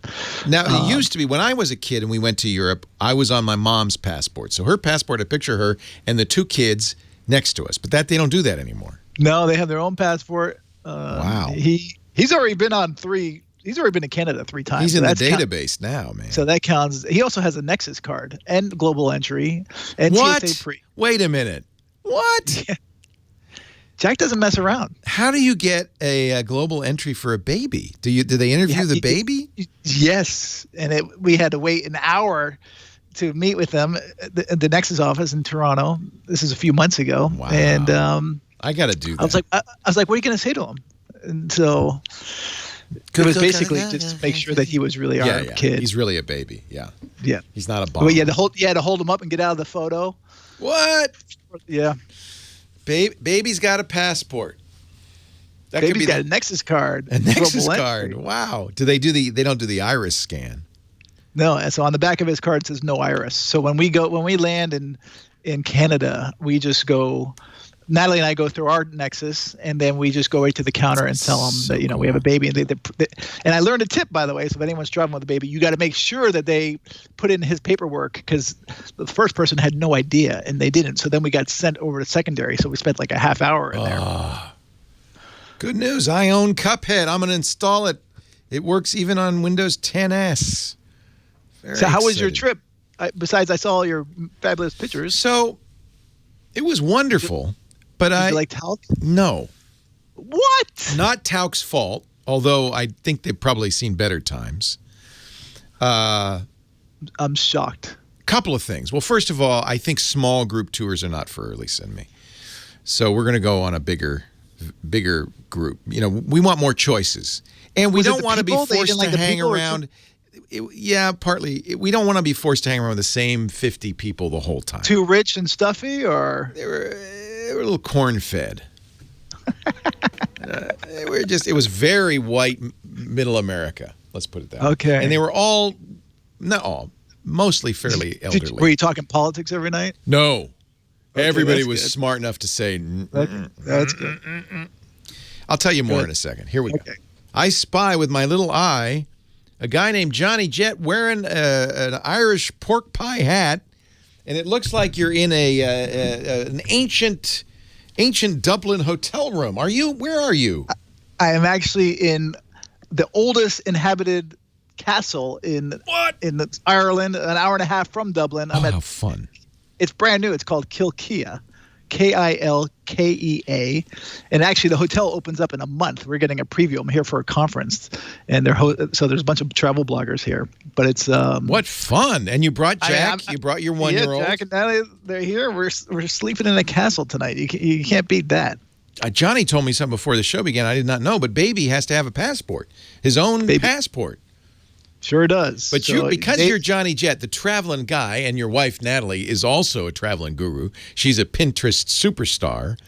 The baby, of course, is going to be a traveler.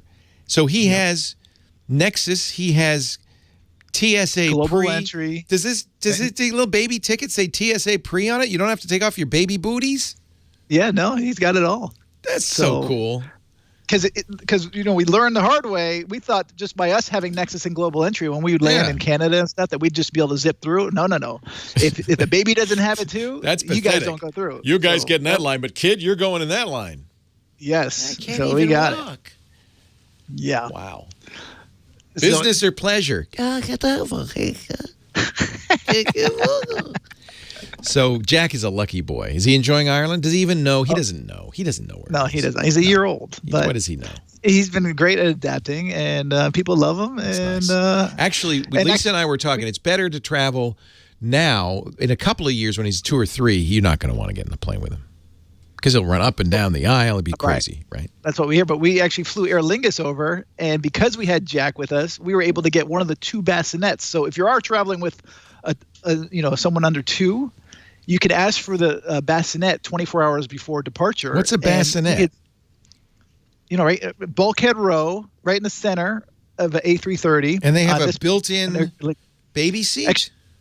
Yes, from the wall, so it folds down. Oh, my God. And they bring in like a cardboard box. And they put pillows and blankets on it. It's a bassinet. Yeah. Does it say Scott towels on the side? Or I'll don't use I'll post this side up. Okay, but good. we had so much extra legroom because of that. Otherwise, it was 31 inches. Yeah, now we had nice. like 45 inches. I flew an A380 back from Paris yesterday, and those are big. Those are beautiful planes. It was British Airways, beautiful planes. Sadly, they're getting rid of them, or no one's really buying them. So they're too big. They got 2 rows. It's not like the 747, which just had a little small upstairs. It's got 2 floors of seats. Yep. So they're not selling. I tried to wander around, but they close off all so you only can be in your section. So I couldn't wander around because I wanted to go see upstairs and downstairs. And the way they load these planes, though, you have to load them at a special gate because they have an upstairs gate and a downstairs gate. Yeah, they have 3. They have 3 jetways. It's amazing. I was on the actual first British Airways flight from LA to London. It's a lovely plane. A beautiful plane. Lovely so quiet. Yeah, very quiet. Yeah, that's a good point. Yeah, smooth ride. Yeah. So Johnny usually joins us not just to kind of gossip about babies and travel, but to tell us how to travel better using technology. Usually joins us with a website and an app. What do you got for us? Yeah. So I just came from dinner in Ireland, and I'm sitting across from an Irish guy, and everyone in Ireland loves to talk about the weather. I mean, it's always the topic. Yeah. And so I said, by the way, what's your favorite weather app or website? And he said right away, he goes, the letter Y, the letter R. Oh, the Norwegian. Yeah. I know. Yes, it's Norwegian. Yeah. YR.NO. Yeah, I never even heard of it. Yeah. So obviously you have. Oh, yeah. But it's brilliant because you can put in the location and really pinpoint it. I mean, I put in Kilkea, which is a small town, and it will tell you up to the minute or up to the hour, if it's going to rain or not. And he goes, this is what we use. And obviously the long term is always changing here because he said all week they were monitoring the weather. They were afraid it was going to rain today, and it turned out to be a beautiful day. But, it says tomorrow is going to be nice, and there might be a little bit of rain around 9 a.m. But this is a great tool for you to use when you're traveling. Now, there is an English language version probably. Oh, yeah. I'm in the English version right now. I'm not. So it went right to the Norwegian. It did initially, but then as soon as I put a place in there, it figured out. This is what we were just talking about. It has to figure out where you are. Now it knows where I am. This is beautiful, isn't it?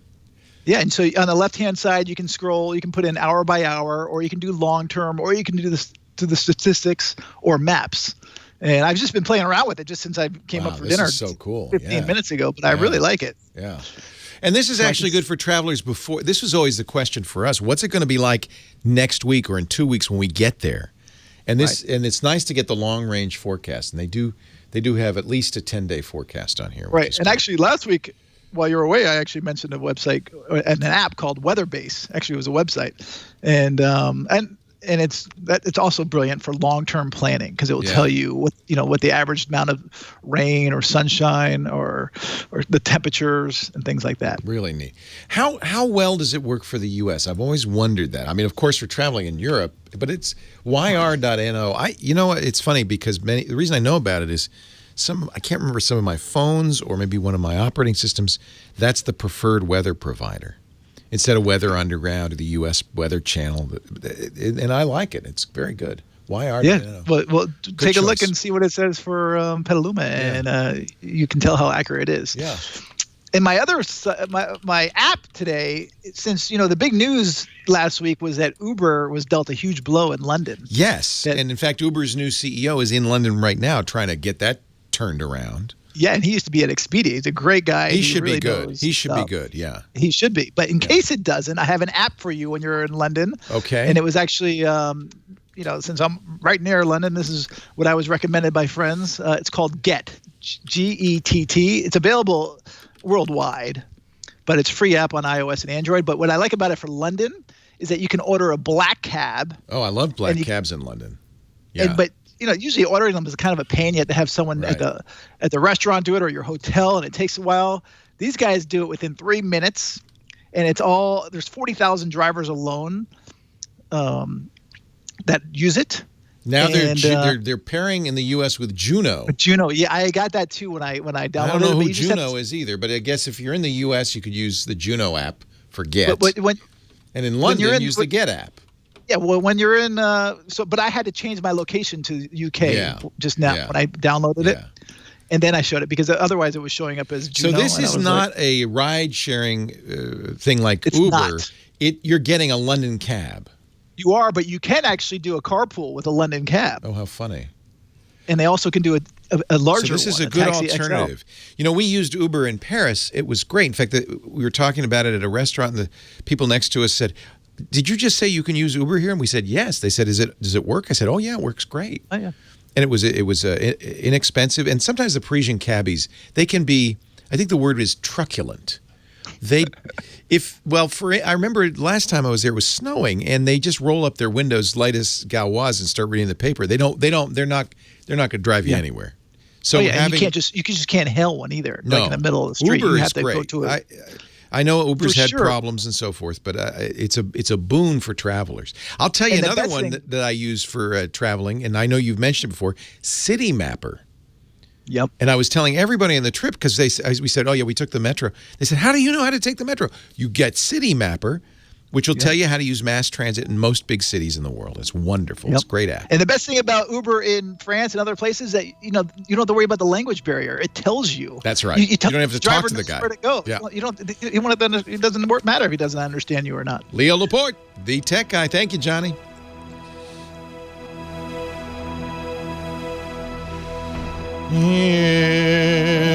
Sorry, I used up all your time. I apologize. That's okay. Don't be silly. It's good. It's fun. It was a good segment. I like it.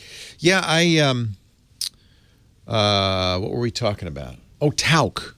I think Tauk's good for the right people. I'm not one of those people who says, I'm not going to do tours. I'm going to do it all on my own, and I'm just going to show up in the country, and I'll figure out where to go and what to do. I used to be that way when I was younger. But especially in countries where there's a language barrier, I like to have some help. Right. And so, but Tauk was a little too much help. So where I want to be somewhere in the middle, kind of. So when you arrive at the airport, they just... I love that, though. No, that part I love, and there was nothing wrong with that. But they had 4 guides on this boat for 90 people. I mean, it was crazy. And there was, there were a few little things. It wasn't the greatest boat. Like we've been on it was a river boat.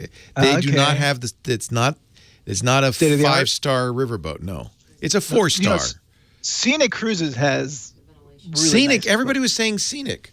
They're Australian. Everybody said scenic. Yeah, they are. We're going to do what we have to do because we've already paid for another Tauk next spring.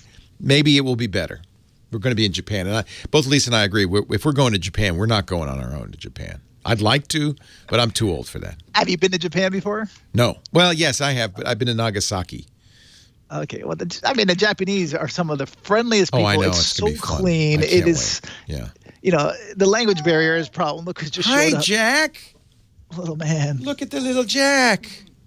Oh, he's got so much. He's really growing up fast. He wants to look like his daddy. He's got a little hat. He's got a little hat. He's got a little patty hat. Oh, he doesn't want to wear it. You don't want to wear it? Babies are so cute in hat, but they're like cats. They're really not crazy about hats. You'd think Cat in the Hat would be, but no.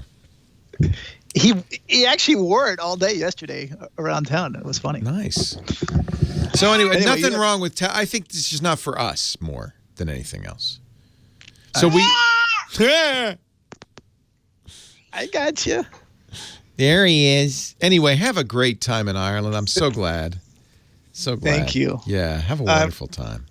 Thank you. I'll speak to you next week. I will not be in Ireland, but I'll be somewhere else. Somewhere magical. Thank you, Johnny. Magic. Here. Bye-bye. Take care. Leo Laporte, the tech guy. 8888. Ask Leo. Pardon me while I talk tech. Back to the phones we go on line 1. Tom in Wilmington, North Carolina. Hi, Tom. Hey there, Leo. Yeah, I more or less just have a statement. Okay. And what it is I'm hearing all of this conversation about the new phones and how much they cost. And I want to put things in a little bit more perspective. Because when I started with computers, it was back in 1970, and I hired on with Control Data Corporation. And they had a computer system with 66,000, and it was huge. It filled a room, probably, right? Hello. As the cell phones nowadays. Yeah. That computer, $1 million. And a single disk drive, which it had a number of them. In fact, the system I worked on had a floor of just disk drives. Each disk drive capacity was 700 megabytes. And it was the size of 700 megabytes. So you, unfortunately, as wonderful as modern phones are, yours is fading in and out. And so I'm only hearing a little bit of what you're saying. But I understand it, and I agree with you. And I think anybody who, like you, has had some time in this business realizes how far we've come. You've got a mini supercomputer in your pocket with a modern phone. And so $1,000, and there's other ways to look at this too. If you think about how much time you spend on a phone, 3 hours, 2 or 3 hours a day for most people, it's your most used computer, right, in your house. And then you divide the amount of time you spend on that phone into the, how many hours a day. Let's say 2 hours a day, 365 days. Let's say 700 hours a year, 1,400 hours in the 2-year lifetime of that phone. It's not a huge amount of money. It's less than $1 an hour.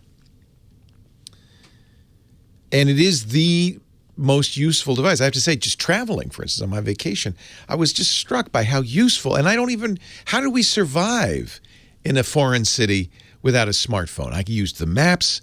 I used the restaurant recommendations. I never had to worry about getting lost because I knew I would drop a pin when we walked out the door of anywhere, or we had said we meet back here in an hour. I would drop a pin, and then I could just navigate back to the pin.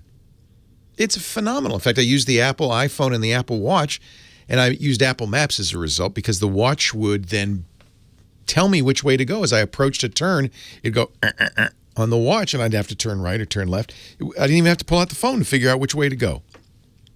So I agree with you. These are horrendously useful devices. It's just that $1,000, if you look at it from the other perspective, is a lot of money to lay out on a device that is, I think size has something to do with it. If it was as big as that control data computer, if it filled a room, maybe we'd think, well, we're getting our $1,000 worth. But it's such a little thing, easy to lose, easier to break. I think it just it gnaws on people that they have to. That's cost $1,000. And Apple, by the way, Apple's slowly ratcheting those prices up, not just of the phone, but of the repair costs and of the Apple Care, the warranty. All of that got a little more expensive this year and has been getting a little more expensive year by year. And it just ratchets up and bit by bit, and people are starting to it grates on us. So I understand both sides of it. It is this thing is a miracle device if you think about it. Your smartphone is amazing what it can do. It's a better camera. These new iPhone 8s, probably a better camera than any point and shoot out there. Has some limitations, but it also does computational photography better than any camera out there, including a $10,000 DSLR. So those are really remarkable, and it is easy to take for granted these advances we've made. And so somebody like you or me, I go back not quite that far, but I go back a ways, long enough to, it used to be we'd say the computer you want is always $2,500. And what we've seen, in fact, is an incredible drop in price on personal computers, laptops and desktops. Now the computer you want is typically between $500 and $1,000. It's less than half as much. But that's another reason why the phone seems so expensive. And the prices, by the way, on computers have been going down, but they've been going up on phones, haven't they? By a lot. So I understand both sides, and I think it's really hard on people who just say, I can't lay out $1,000. One of the things that changed is in the early days, until a few years ago, you didn't see the price of the phone. They've always been pretty expensive. First iPhone was, $600? They've always been. In fact, I remember Steve Ballmer at Microsoft laughing, saying, nobody's going to buy a $600 phone. That's crazy. Boy, was he wrong. But you didn't see that price. You saw the, $200 you had to give the phone company, and then the monthly fee over 12 or 24 months. In Canada, I think it's 3 years, 36 months. And so it was subsidized. You didn't see the full price. And so that's why there's a little more sticker shock these days, because now, for the most part, we're buying them outright. We're well aware of what it costs. I have the Samsung Galaxy Note 8. That's $830 to $860, depending on the carrier you get it from. And the new iPhone, the X, when it comes out in November, that's, what is that? It's very close to $1,000. And if you want more memory, it's going to be even more than that. I guess here's what I would say. Yes, it's amazing. This technology is amazing. It's also really a good deal when you think about how valuable it is, how sophisticated the technology is in here. Camera, GPS, internet connectivity, super fast processors. The processor in the newest iPhones is as fast as your laptop computer. It's faster in some respects than a MacBook Pro. So, yeah, $1,000 is, I guess, justified. This technology, even if Apple's making, 100% profit, which it probably is, that's not an unreasonable amount of money for what you're getting. On the other hand, this is something almost everybody needs, and very few people can easily afford $1,000 out of their pocket every couple of years. That's a big expense. It becomes one of the most expensive things you buy. So while it's, I guess, a good value, it's still out of reach for some people. The good news is The very good news is this technology trickles down. And so the technology that was in last year's iPhone or the year before's iPhone is now widely available for half as much from other companies. You can't get an iPhone. I mean, Apple does offer the iPhone SE, which is basically the iPhone 5S, a couple of generations old, for, what is it, $330, $350? So they're getting down. And frankly, the Motorola G5 is $200. There are some very good, if you can live with Android, and I think Android's great, but it's the iPhone that's really out of price, out of reach for most people. For Android devices, there's some very good ones in the $100 to $200 range. And it's maybe a year-old technology. The camera's not quite as good as the latest and greatest, so I think that's pretty good. I understand what you're saying. I really do. And I'm just sorry your phone didn't work well. It kind of cut out. Let's see if we can take another one here before the end of the hour. On line, I believe that's line 5. Barbara, Thousand Oaks. Hi, Barbara. Leo Laporte. Hi, Leo. Hey. I have a 5S iPhone. Yes. And you were just talking about it, but it keeps asking me to download iOS 11. Yeah. And I understand that maybe I shouldn't do it because it starts with iPhone 6. Is that correct? No, if Apple's saying download it, then they believe it will work fine on your 5S. And it should, because that's the oldest technology Apple's still supporting, in effect, with their iPhone SE. So that's an interesting question. If that's about the oldest phone I'd do it on. The reason you'd want iOS 11 is some significant security improvements. There's some benefits, and some applications will require it. So, and I don't know if there's any way to say, Apple, no, I don't want it. The reviews are that iOS 11 on a 5S is slower. It definitely slow it down a little bit. But it's still faster than, for instance, an iPhone 5 on iOS 10. In other words, it's usable. And I think because of the security improvements, because of the features, you probably should do it. In fact, I don't know of any way to tell Apple you don't want to. Eventually, you're just going to give up and do it. Leo Laporte, the Tech Guy.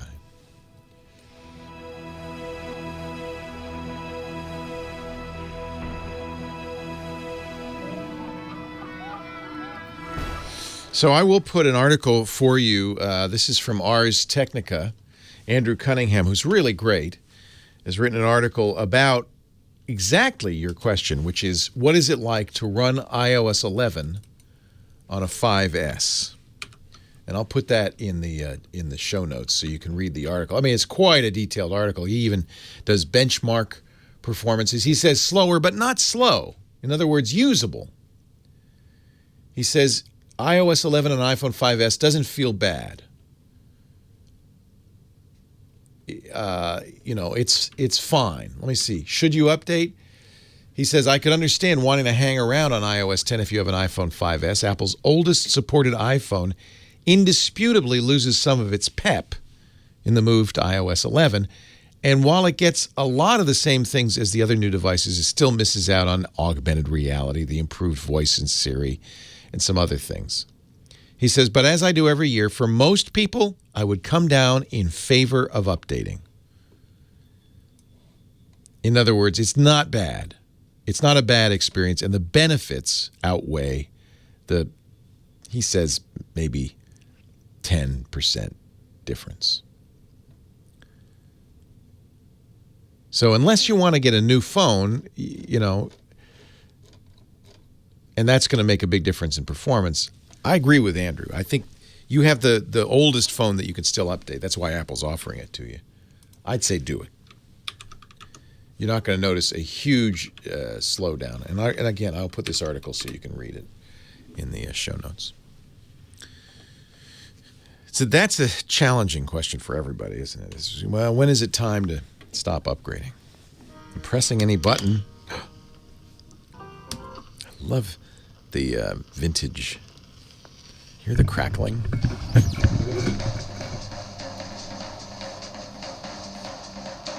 Once upon a time, in a magical place called Inkwell Isle, there were two brothers named Cuphead and Mugman.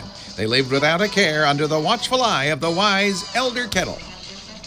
One day, the two boys wandered far from home, and despite the Elder Kettle's many warnings, ended up on the wrong side of the tracks and entered the Devil's Casino. Inside, Cuphead and Mugman soon found themselves on a winning streak at the craps table. "Hot dog!" exclaimed King Dice, the casino's sleazy manager. "These fellas can't lose." "Nice run, boys," laughed a newcomer. The brothers gasped. It was the casino's owner, the devil himself. "Now, how about we raise the stakes?" he suggested with a toothy grin. "Win one more roll and all the loot in my casino is yours," the devil boomed. "But if you lose, I'll have your souls. Deal?"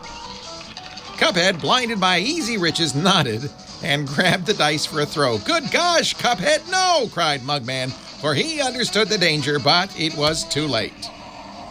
Wow. We'll just have to continue this saga later. Well, hey, how are you today? Leo Laporte here, hour number 3 of the Tech Guy program. Back from vacation, ready to talk computers, the internet, home theater, digital photography, smartphones, smart watches. Did anything happen while I was gone? Anything at all? Man, more security breaches. Yeah, that was to be expected. More viruses, more security issues. At this point, I would understand if you decided, I'm not going to touch the internet ever again. I'm not going to use these. This is crazy. These computers are crazy. But I also have to point out that while we talk a lot about, and I certainly spend a lot of time talking about it on this show and on other shows I do, we talk a lot about security flaws. Most people run into some just simple run-of-the-mill stuff. Most people do not run into the very sophisticated issues that you read about every day. For instance, just yesterday, a security company called Duo said, "Oh my goodness, tear your hair out. Turns out many Macintoshes, for some reason, haven't updated their firmware, their EFI firmware. This is not something running off your hard drive, but actually the hardware of the computer, and are vulnerable. Oh my goodness." And it maybe many Windows PCs and Linux PCs are as vulnerable as well because EFI is hard to update. Oh no, tear your hair out. Or, go back. Oh, Samsung TVs, bad guys can hack into them and turn on the camera without your knowledge and watch what you're doing while you're sitting and watching Oprah or whatever. And people, I think you get scared and it's nerve-wracking, but for the most part, this stuff doesn't happen. It is a theoretical possibility. It's not impossible. But for the most part, the thing you have to worry about is more like the stuff you get, the email you get that says, install this program, or the pop-up that you said, this is, Windows is in trouble. You need to call us now and give us $300 and we'll fix your system. That's the stuff. And the stuff that's easily avoided is the stuff most people are becoming victim to. So don't get too terrified. It's good to be cynical. It's good to be prudent. If you listen to this show by now, you are. But I don't want people to go, "Oh, I'm never going to use the internet again." Because there's so much value to this that you shouldn't let it stop you. Here's what you need to do, and I've said this before, but I'll say it again. Keep your system up to date. That's the most important thing. The most important thing you can do. Keep your operating system and the programs you use, especially the programs you use to go on the internet, up to date. Every operating system now gets automatic updates. Macintosh, Windows, even Linux. They get automatic updates when you are offered an update, or your iPhone, like our last caller, take it. Do it, because that does fix problems. And it will keep bad guys out of your system. It's the simplest, easiest thing you can do. That's number 1. This actually should be number 1, 2, 3, 4, and 5. Then number 6 is don't take candy from strangers. But your mother taught you that years ago, I'm sure. If somebody sends you an email saying, "I've got $50 million in the bank and I'd like to give it to you," they don't. And they won't, and you will get robbed ultimately. If you get a pop-up that says, "This is Windows, and you have bug, please call," don't. It's not Windows. It's bad guy. If you get a link from somebody on Facebook, especially from a friend, this is the real problem, is that if your friends get hacked in their email or their computer or their Facebook, they'll look like they're sending you messages. "I have a video of what you did last night. I can't believe it. You've got to see this." No. Don't click on that link. Okay? Just be really cautious. If you get emails, don't click on those. It's easy. Oh, let me see what's going on. Oh, especially because they scare you. Hi, this is your bank. Foreign transactions happened last night. We're worried. Please log in and tell us it's okay. And don't click that link. If you feel like, well, maybe it's true, open your browser manually and manually type in the name of your bank. Don't click that link. So that's really it. And 99.9% of all the exploits, all the hacks that you and I will become exposed to are those simple, everyday things that we can easily prevent. Don't worry about the bad guy who's going to hack your refrigerator and make all your food spoiled. That's not going to happen. It's too hard to do. These are theoretical possibilities, highly unlikely. Just update your system and be cynical. Don't take candy from strangers. Don't click that link. Don't open that attachment. That's how they get you. It's not hard. 8888, Ask Leo. Ron from North Hollywood. Hi, Ron. Leo Laporte, the tech guy. Hello, Leo. How Hello, are you today? Ron. I'm well. How are you? Well, I can tell that you're well because you got a neat sports coat today. Wow. I thought I'd upgrade my act a little bit, but it is the radio, so only you know. Oh, well, in that case, I guess we can carry on. Was it something in my voice that gave it away? Absolutely. We have a live video stream, behind-the-scenes video stream, and somebody's figured out how to watch that, apparently. Yes, and I was watching you do the cupcake thing there.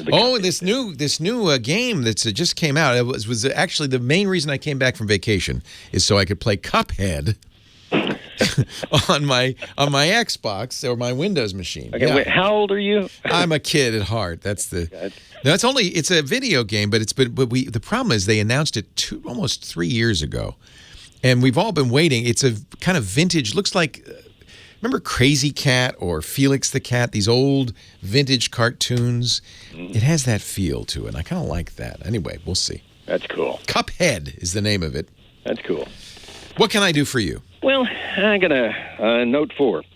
And the situation is, now this is not iTunes I'm talking about, but in other words, I'm in a recording studio, so I do things, and then I'll put together an MP3, send it to myself, and then download it on my phone. Are you a voiceover guy? Because you have that kind of voice. Well, I was in radio for about 17 years. Yeah, I can tell. So anyway, the point... I like it. The problem is... You know what happens when radio guys meet? Ever been to a Gavin convention? Their voices get lower and lower. Hi, how are you? Still working at WPRO? No, I'm over at KLS now. They get lower and lower. Oh, God. I'm sorry. I know. You know what I'm talking about. Oh, boy. So you have a Note 4. Nice phone, a little out of date. We're now up to the Note 8, but that's okay. Yeah, but it's paid for. So yeah. Really cool. And the Note 4 had some nice advantages. You could change the battery, for one thing. So that keeps it going. You know what? I did change the battery. Actually, I bought one from Walmart about a month ago. Yeah. See? Put new battery in because, Can't do that with any of the newer phones. They're sealed in there. That's stupid. I agree. It's wasteful. That's goofy. Yeah. Well, anyway, the problem goes like this. So anyway, I send myself an email. You send yourself an MP3, yeah. With an MP3, and then I download the MP3 to my phone so I can listen to it on the way home. Clever. What the mixes sound like. Clever. But it'll hang on to it for a day, and then it loses it out of the download file. Yeah, they're trying to say, the phone, they don't want you to fill up your storage with this stuff. Really? So what I would suggest is instead of emailing, it's funny, I still do this. Emailing is the easiest way to get data from one point to the other. You just send yourself an email. But really, there are negatives. First of all, you just heard me say, don't open attachments. So the habit of opening or sending email attachments is one we want to break. Really? There's also, in many email systems, a limit to how big that file can be. MP3s probably don't get that big, but still, there's a limit. And then you're seeing this other problem, which is they don't save them forever. They're trying to save space on your phone. So you could, is an iPhone, you said, oh no, it's a Note 4. You can, I think, from the email, depending on the email program, click that link and download it to a folder on your phone. In fact, when you click it to open it and play it, depending on which player launches, if it's the Samsung player, look in the menu. There's probably a way to save it out. I do that with ringtones, for instance. I'll email myself a ringtone, start it playing, and then I'll go to the menu in the playback thing and say, make this a ringtone. And there may be other choices. However, what I'd like to recommend is that you use one of these external cloud storage services. Dropbox is very good. You can get 5 gigabytes for free. Just you put it on Dropbox, it stays there forever. You can play it directly from Dropbox on your device. You can download it to your computer. It's a more permanent form of storage and, frankly, a safer way. Leo Laporte, the tech guy. Sorry, I had to take a break there. But Dropbox is one of many. And they give you 5 gigs free. I've got my own FTP as far as... Yeah, but that's kind of a pain in the ass, too. Well, it is, yeah. Yeah. But this has just started happening recently, see. I think it's just... what mail app are you using? Are you using the Samsung mail app? Yahoo. Oh, you're doing it on the internet. You're using your so you use your browser to go to it. Yeah, sure. And then the browser to go to it, and then I download it. And day 2, it's not there anymore. Yeah, and I went into a Verizon store. I told the guy this, and he said, "Wow, that's weird." And I said, "Well, okay, let's download it today, and then I'll come back tomorrow." I did. He looked at it; it was gone. He was like, "Wow, never saw that." Well, that's Yahoo then doing it, and that sounds like they want to save storage space. That's ridiculous because they shouldn't delete attachments. I would so. The simplest thing would be so I get it now. It's not deleting the attachment. It goes to the download file. I go to the download file. I play it. It goes away from the download file. So when you click the link in the email, it says downloading. Right. And then at the top of notifications, it'll say it's got a little arrow saying downloaded, and then you click that and it plays. Oh, yeah. No, I just actually I close and I go back and I open up the download file itself. I go directly to the download file. And it plays. I go through, about 4 screens. I got another solution for you. So another way to do this would be, it sounds like the Samsung is trying to save space, and when it downloads it, it doesn't download it to a permanent folder. It downloads it to a cache folder. No. Okay. So what you want to do, and there are a lot of these file managers. There are many free ones that will let you move it. So just like on a regular computer, is one of the nice things on Android. You can't really do this very easily on a Mac, but you can move it to a folder where it will be more permanent. Okay. Is it in your downloads folder? When you open the Samsung Downloads app, do you see the file there? I see the file there in the downloads. How strange. And other things are there as well. See, but it's deleting that one. There before. In other words, it only started doing this about 3 weeks ago. Yeah, I'm wondering. Well, I mean, that's the problem with these phones. They're always getting updates. Are you running short of space? Are you running short of space on your phone? No, not at all. Not really. So Samsung does offer a Downloads app, which will let you see just that folder. But there are more sophisticated file management apps. I used Astro for many years. That's free. That's a good one. That you could say, well, move that out of downloads. Make a folder of your music and move it out of downloads and keep it here. Or put it in the music folder, and then your music player will automatically see it. I think that's the solution. I think that sounds like the winner. And you'd put it, and that would be permanent there. It's not going to delete it from your music folder because your music's permanent. Yeah. So there's a lot of file managers. Astro's the one I generally use. Samsung's come with, at least modern ones do, something called My Files that should let you do this as well. So you might already have a program. So a file manager, you'll have to navigate around, and one of the reasons this is a little more challenging is because Android has a weird file structure. But navigate around, you'll find it, and then just move it into your music folder. That's probably the best thing to do. Okay, I'll do that. I'm just concerned because like 3 weeks ago it stopped handling. That's weird. This before. Yeah. All of a sudden, oh my God, it melted. Weird things happen. So you're making what kind of music? Well, this particular stuff I'm doing is my daughter. I'm working. I got her up on YouTube and all that kind of stuff. Oh, that's neat. What's her channel? Can you tell me, or is it private? Her name is Tanya McCoy. Is she a singer? Yeah, she's a singer. Oh, I'll look her up. Yeah, there's 4 or 5 tunes. The last one we did is really sweet. It's called The Lullaby. I will play it in the next break. Yeah, The Lullaby is the sweet one. Thank you. Okay, man. Nice to talk to you. Take care. Bye, Ron. I stayed on with Ron, Leo Laporte, the tech. I stayed on with our last caller, Ron, for a few extra minutes and made another suggestion, which is a really great thing. And Apple's just added this capability in iOS 11. But for years on Android, you could get a file manager. In fact, many Android phones, Galaxy phones, come with My Files. There's third-party file managers like Astro.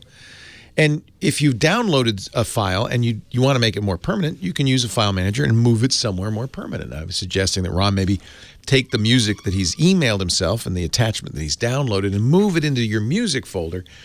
And that way your music app will see it and you can play it anytime you want. My suspicion is that there was an update and they just decided, well, we don't want to, we're just going to put these downloads, these email attachment downloads, we're going to put them in a temporary folder and they're just disappearing over time. I guess. It's a weird thing. Apple's just added this. iOS 11 now has a file manager. You can open files. In fact, that's one of the things you'll get if you update to iOS 11. Scroll around in your iPad or your iPhone and you'll see files. You can open it. It'll show you files that belong to various apps on your iPhone, but it will also allow you to log into third-party cloud storage systems like Apple's iCloud, but also Google's Drive or Microsoft's OneDrive or Dropbox, which I mentioned. There's a lot of these. And if you have a Dropbox app, for instance, you install it on your iPhone, all of a sudden Dropbox will show up in your Files application. And that's very handy. Thank you, Apple, for finally adding that feature. That makes it more like a computer and less like an appliance. Apple's always kind of balancing, right? They want their computers and even more their iPhones and iPads to be like appliances that you just use. They just work. However you think it's going to work, it just does. It just kind of, and you don't have to dig around and stuff. The problem with that is sometimes it doesn't. And there's no recourse if it doesn't work like you think it's going to work. Most of the calls I get with people having problems with their iPhones or their iPads is because it didn't just work. It just didn't work. And now what do I do? And Apple doesn't give you a lot of tools. So having this new Files tool, that's great. You can ignore it. In fact, I would ignore it unless you suddenly say, oh, but what I want to do is take that recording from my recording application and move it over to my music folder, that kind of thing. Then it'll be nice to have. 8888 Ask Leo. On we go. Sarah in Arizona. Hi, Sarah. Leo Laporte, the tech guy. Hi. I have a dilemma where I accidentally spilled something on my laptop and fried it. That's not good. I told you screened her the truth. It was a glass of wine. Hey, it doesn't matter. I'm not going to judge you.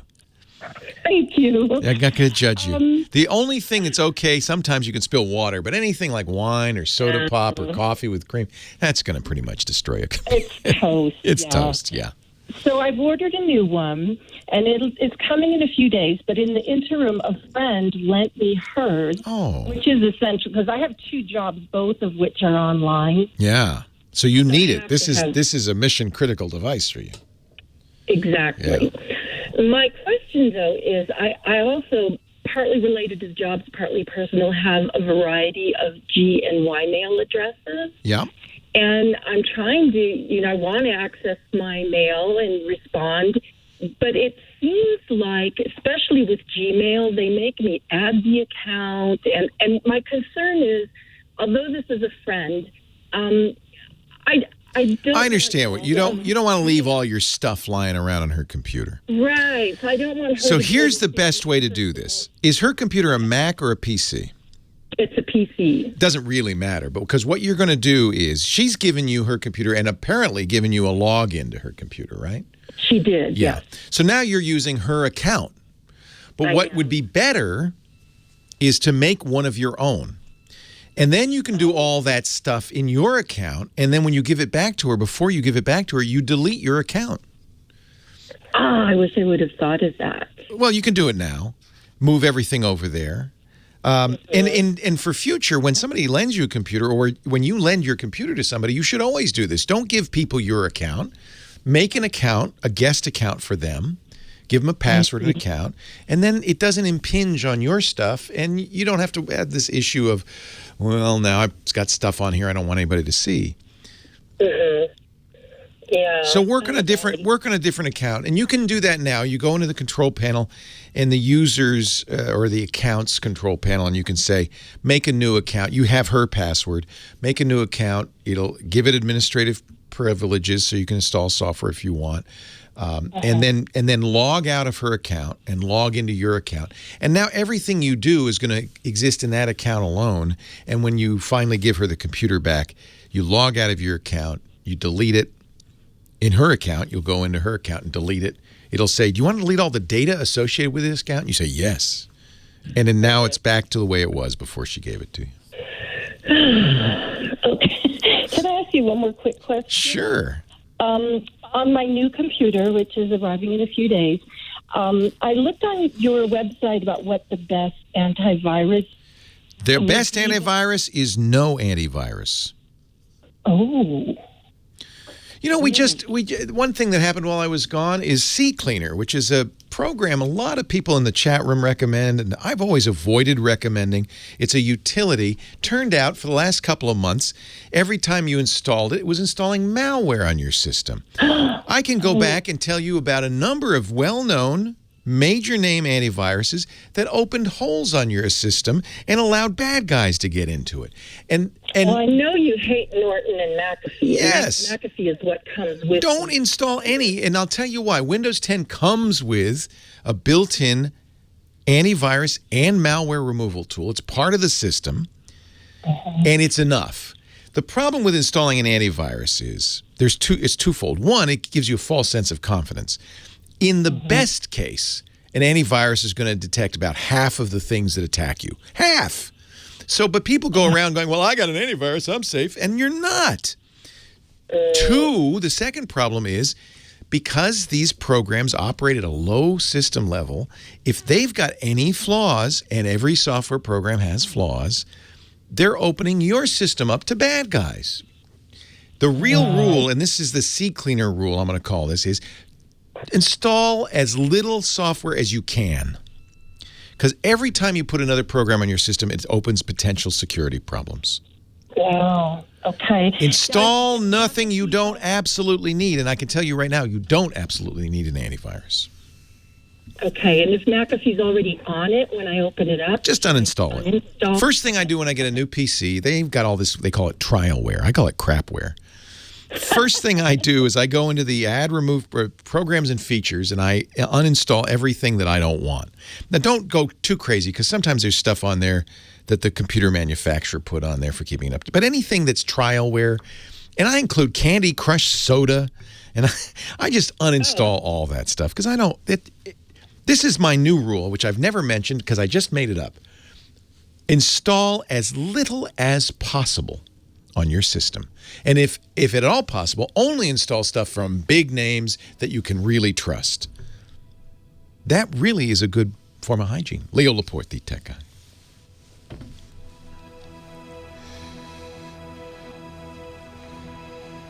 What kind of computer is it? Who'd you get it from? Are you still there?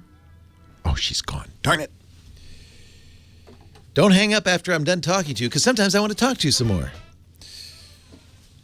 Lenovo's nice. So the ThinkPads are nice because they're basically signature PCs. They don't put anything on there, including McAfee. But if you get a trialware on there, just uninstall it. And boy, this is my new rule, which I'm going to, over the next few weeks, expound upon. But it is always the case that anything you install on your computer opens potential holes. And CCleaner is a really good example. And since CCleaner is not particularly useful, I feel bad for all the people who installed it. Install as little as possible. Everything you install weakens you.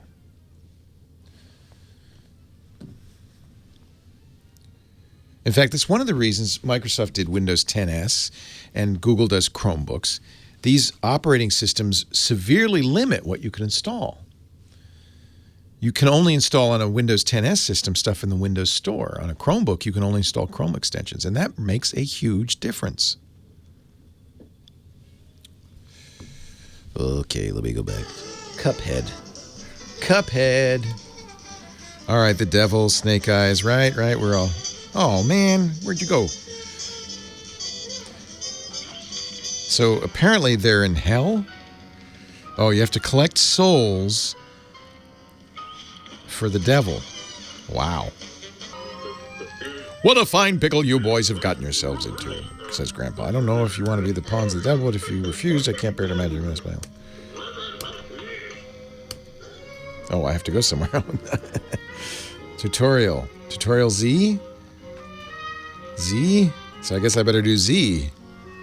It's Cuphead time. Hello, sir. I'm playing Cuphead. Duck, hold down to crouch. Okay. Jump. Tap for short. Hold for high jump. Dash. Quick evade on ground or air. Shift.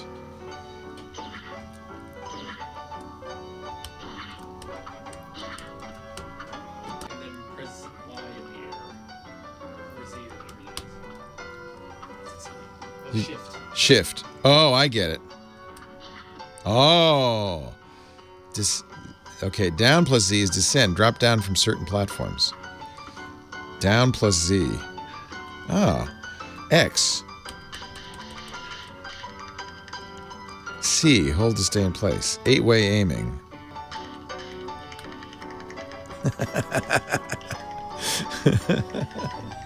Leo Laporte, the tech guy.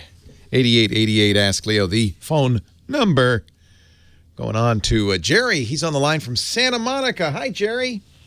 Hey, Leo. How you doing? I'm well. How are you? Good. It's an honor. I've been listening to you since Screensavers with Kate, and it's good to talk to you. Going back to 1998. That's almost 20 years ago. Oh, tell me about it. But, you know, I haven't aged a day, have I? No, you're still fine. It's all that red wine. What can I do for you, Jerry? So I'm the network admin for a commercial printing company, mainly the art department. Okay. We've got a lot of data that we keep online. You know, old jobs, new jobs, totaling about 4.5 terabytes. Holy cow. And so we back it up currently to a Drobo Pro FS. We've got an 8-drive bay on the network. And I do a combination of super duper disk images as well as a time machine, you know, so I have common backups to the same device. Nice. But we want to start off-site. And I've evaluated several vendors. We looked at Backblaze. We looked at a couple others that offer unlimited storage. But it's going to take about 3 months. That's the problem. That's the problem. When you're storing massive amounts of data, you have to consider your upload speeds. And, of course, any online provider is not going to use all your upload bandwidth, or you wouldn't have any download bandwidth. So yeah, we're currently at 50 down, 5 up. Yeah, so they're going to use maybe 2 or 3 megabits at most. Otherwise, they'd just clobber your internet access. So do the math, and you can see it takes months. So what you want as a provider, almost everybody will do this, that will let you send them a hard drive. Now, Backblaze offers a service where they'll send you a drive, but only for restoral purposes, and then you send the drive back to them. Right. You want somebody that will send you, I mean, and that's the other side of it, of course, is because you need to get back up and running. I'm going to give a plug to our sponsor, Carbonite. They will let you do it in both directions. In fact, they have a solution. Well, you know, at least look at them. But they are, I should disclaimer, of course, they're a sponsor. And then there are other ways to do this. I think some of Amazon's solutions, maybe Glacier, will allow you to send them a hard drive. Just remember that restoring is going to be time-consuming as well. Some people choose to just do what you're doing is one of the most important parts of backup. I would say number 2, and number 1 is doing it. Number 2 is do some of it off-site. Get it away from the print shop, because if the print shop is in a hurricane or burns down or there's a flood or, you know, all sorts of things can happen. Somebody steals all your stuff. You want to, at least part of your backup should, you know, strategy should be away from the place. It doesn't have to be cloud, by the way. Cloud's convenient, but it could be physically off-site. Yeah, we've also talked about just getting like a 6 terabyte drive, plugging it into. We have a Mac Mini running Apple File Services, so plug it in there once a week, do a differential copy, and then take it home for the week. Exactly. Or a good solution, and I'm sure you can fix this into your system. Many NASs, the one I use, which I love, Synology, not a sponsor, but they might as well be because I plug them all the time. Synology allows you to have duplicate NASs at work and offsite and keep in sync. So what you might do is for that first backup, bring that second one next to the computer, do a high-speed backup over Thunderbolt, then bring it to home or wherever the offsite is, and from then on, they'll automatically do incremental backup to each other. And that's easy. It's the first initial 3 terabytes that takes forever. Keeping it up to date after that is not troublesome. Yeah, the Drobo Pro FS offers that as well. Yeah, Drobo will do it. Yeah. They don't make that model anymore. I know. They have a new one. Yeah. Drobo's also a sponsor, I should mention, and I'm a fan of Drobo's. But generally for network attached storage, I have Drobo's at home as very big, fast USB drives, but I generally use Synology for network attached storage. And it's because of your recommendation that we purchased the Drobo. Good. Are you happy with it? I wish the speed was faster. Yeah. Sometimes it tends to get a little cranky. It'll speed up, slow down. That's why they've replaced the FS, right? They have newer, high speed. And by the way, that speed is not constrained by the pipeline. It's the processor. Yeah, we're on a gigabit network, right. And so it should be fine. But it's the processor. So they have the 5N2, which is their network device. You might want to look at a newer Drobo, which you'll get better results with as well. Yeah, that's why we now use it just for backups. Originally, we were going to use it for server storage, Photoshop work, but its speed was just too slow. So now it's just used for backups. Yeah, I use it as a big, fast external hard drive. I love that. And then I use Synology NASs. And if you wanted to do this duplication, it does it automatically. The Synology software is very good. And you just have one at home, one at work. They're duplicates of each other. They synchronize, but because you have physical access to it, you can the first time copy all 3 terabytes right away over a long lunch. Now I did notice that Backblaze offered a Synology app, so if you do have a Synology, you can add cloud to that. That's right. Right. And if you're doing it from somewhere where if it's at home in your closet and it's just trickling it up, who cares if it takes 6 months? Yeah, my boss wasn't happy when I told him it was going to take 3 months. No, that's why you do physical backup initially, and you can do that, absolutely. Awesome. Thank you, Leo. My pleasure. Thanks for calling. Backup, I love it when I hear IT guys and sysadmins and anybody who owns a business, when I hear them talk about backup, there's a few things you really need to do that nobody wants to do. It's like cleaning the bathroom. You just have to do it. And it's fun to play with all the apps you've got on your system. But at some point, you need to think about updates and backups. Updates and backups. Updates and backups. All that stuff is so important. But the good news is, in most cases, if you set it up properly, and any good sysadmin, by the way, knows this, you spend time up front to get it done right and let it and automatically, and then you don't have to spend a lot of time thinking about it. You check it periodically. 8888 Ask Leo, the phone number. The GizWiz, Dick DiBartolo, coming up in just a few minutes with his gadget of the week. But meanwhile, let's go to Bill in Louisiana, who's been hanging on for a while. Hi, Bill. Thanks for your patience. Hello, Leo. I'm so glad to speak to you. I've been listening to you since Screensavers also. Oh, nice. I think really pretty much that's the only people who still listen. But anyway, welcome. Chromecast. I really enjoy it whenever it's working right, but in the past 2.5 to 3 months, it started something. Now, it's also about the time I think Google did a major update on stuff or whatever. I don't know if that had anything to do with it or not. I've unplugged it 2 times. You have the original Chromecast? I don't know if it's original or not. You've had it for a while? Year or two? Yeah. Yeah, that's the original. They've updated it considerably since then. What is it doing wrong? Okay, the main thing is I've noticed that whenever I go to do my Chromecast, it'll pop up with its little square, and it says mirroring, and I have no cue. In other words, whenever I go to YouTube to watch... Yeah, you don't want it to mirror. The idea for Chromecast is to hand it off. And then the device that you started with is the remote control, and the Chromecast is doing all the work. Mirroring merely means I'm taking whatever's on your screen. Right, which I can see that. But I can't get it off. I can't get it to go back. Hang on, I got to take a break.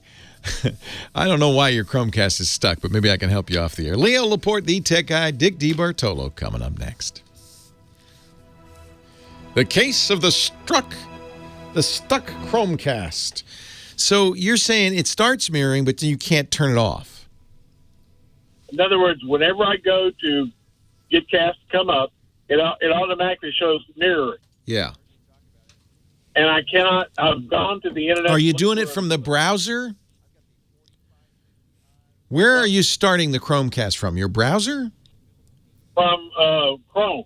Okay, that's your browser. So the Chromecast is not really designed to do that. That's always been a kind of flaky.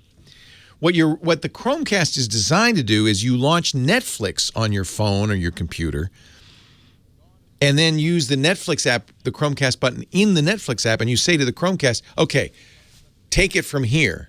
You continue to use your phone normally. You could even turn it off, and Netflix would play on your TV because the Chromecast is doing the work.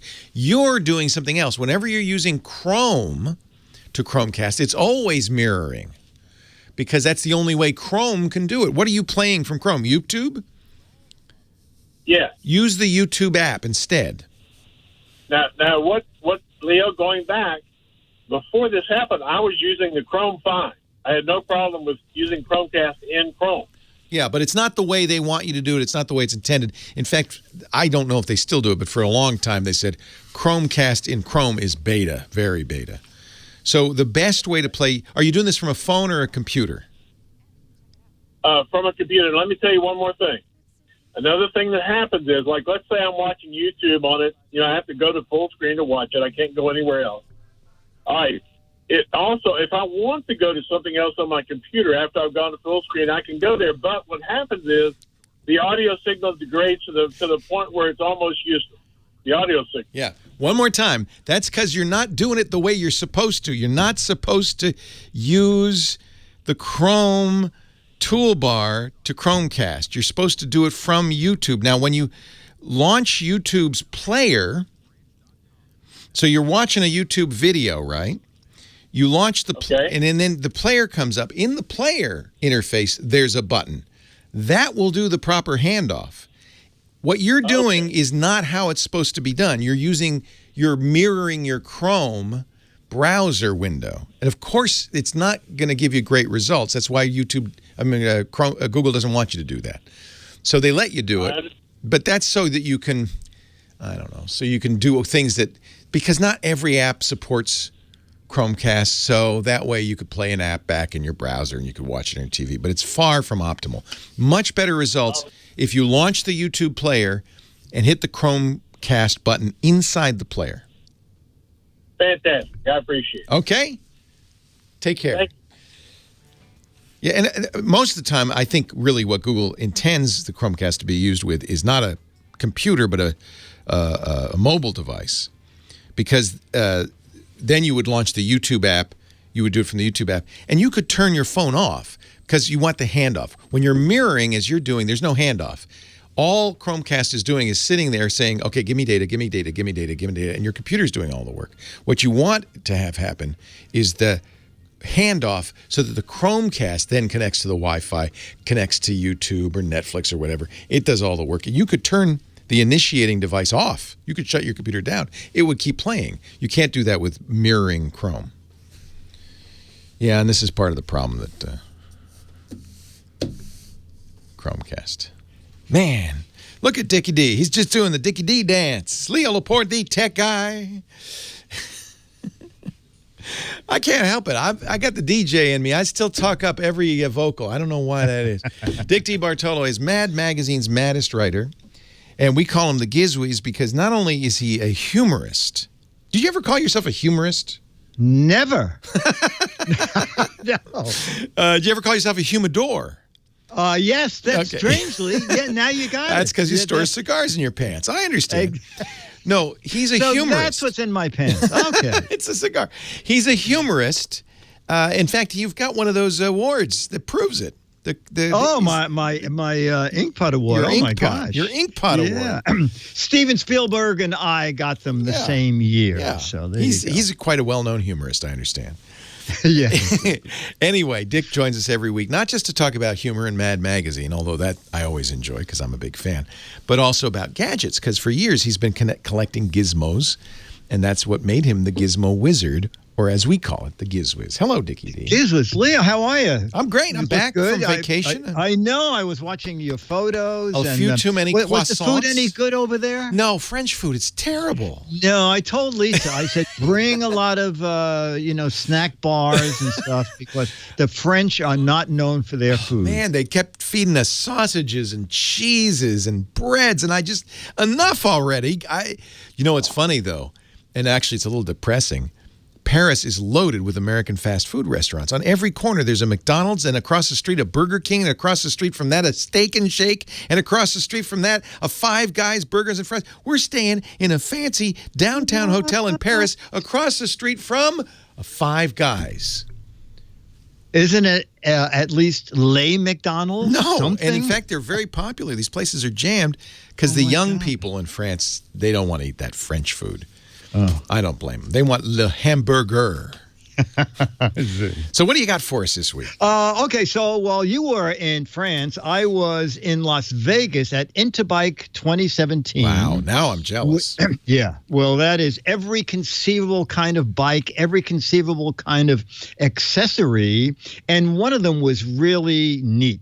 Electric bikes were all over the place, into the thousands, 4,000, 5,000. But then I came across... I really want an electric bike. Leo, do you have a bike you like now? No.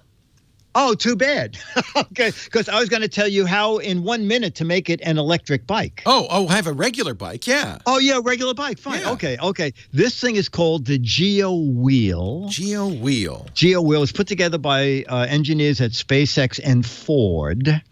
And basically, you just replace the front wheel of your bike with the Geo Wheel.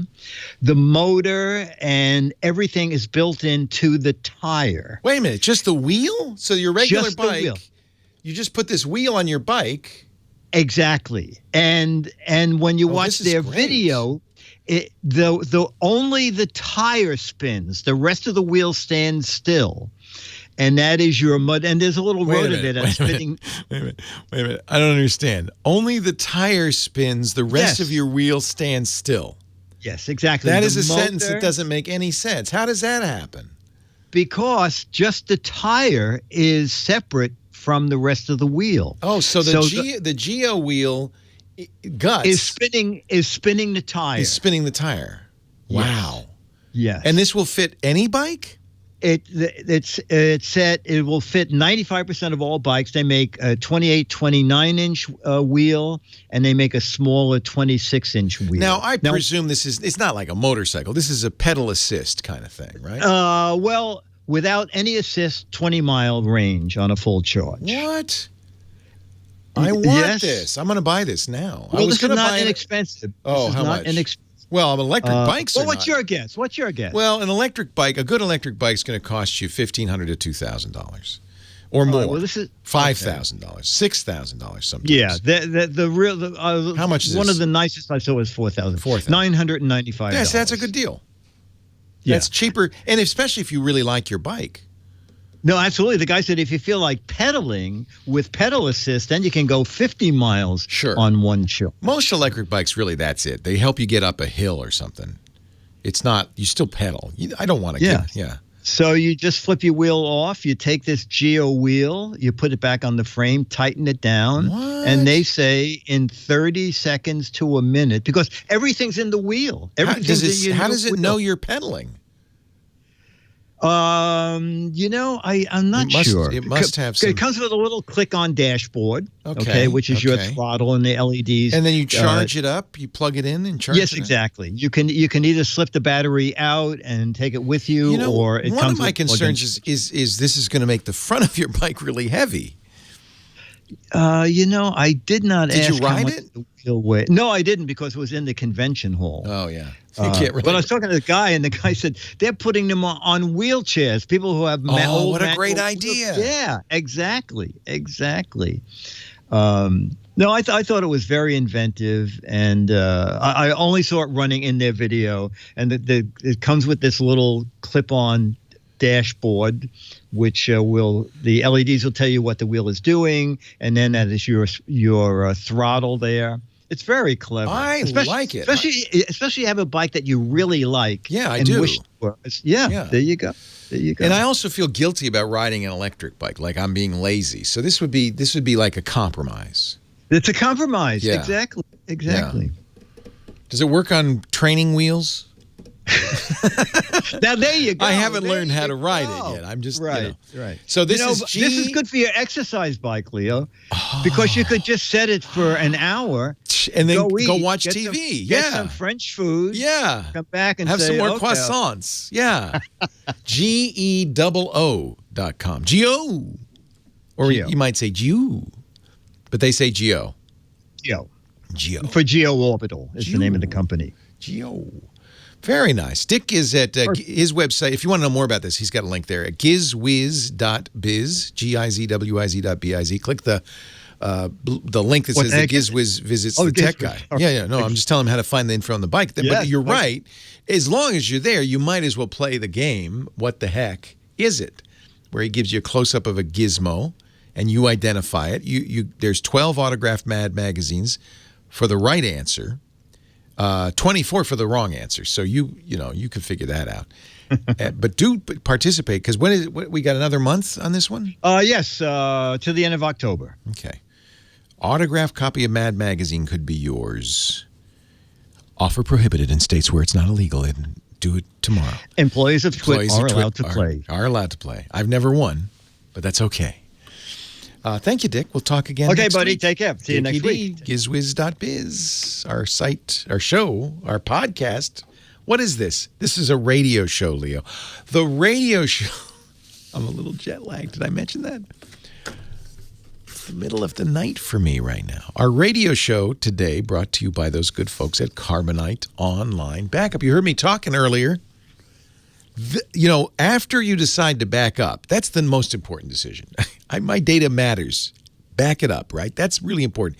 The second most important thing, though, is to think about what happens if I lose the backups, right? If I just back up to a hard drive next to my computer and there's a fire, then what happens?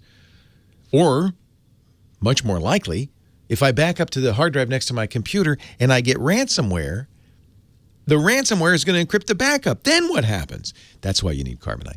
Carbonite takes your data, puts it somewhere safe, away from your office, away from your business, where it's impervious to acts of God, human error, and, of course, ransomware.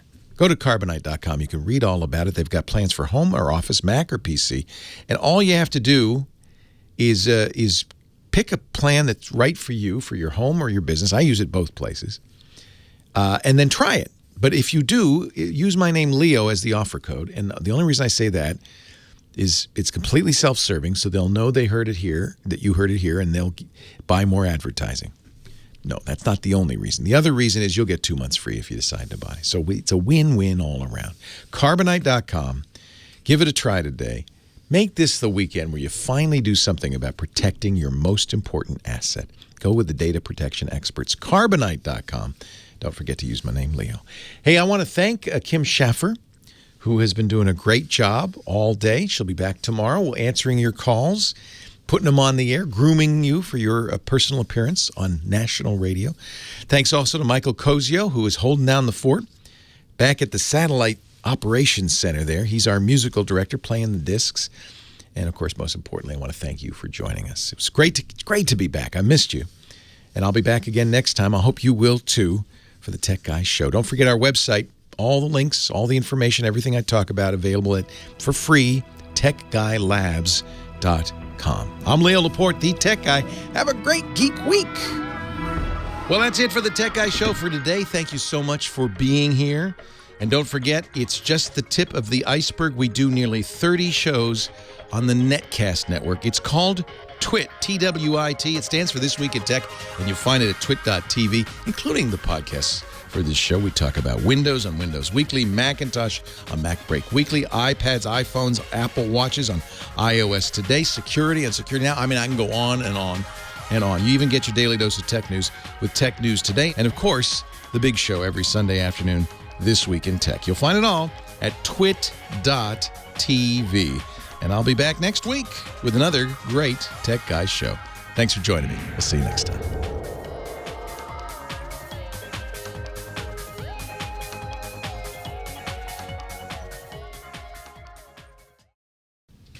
Sorry about that, Joe. I just had to... All right, here we go. Joe from Alabama. Hi, Joe.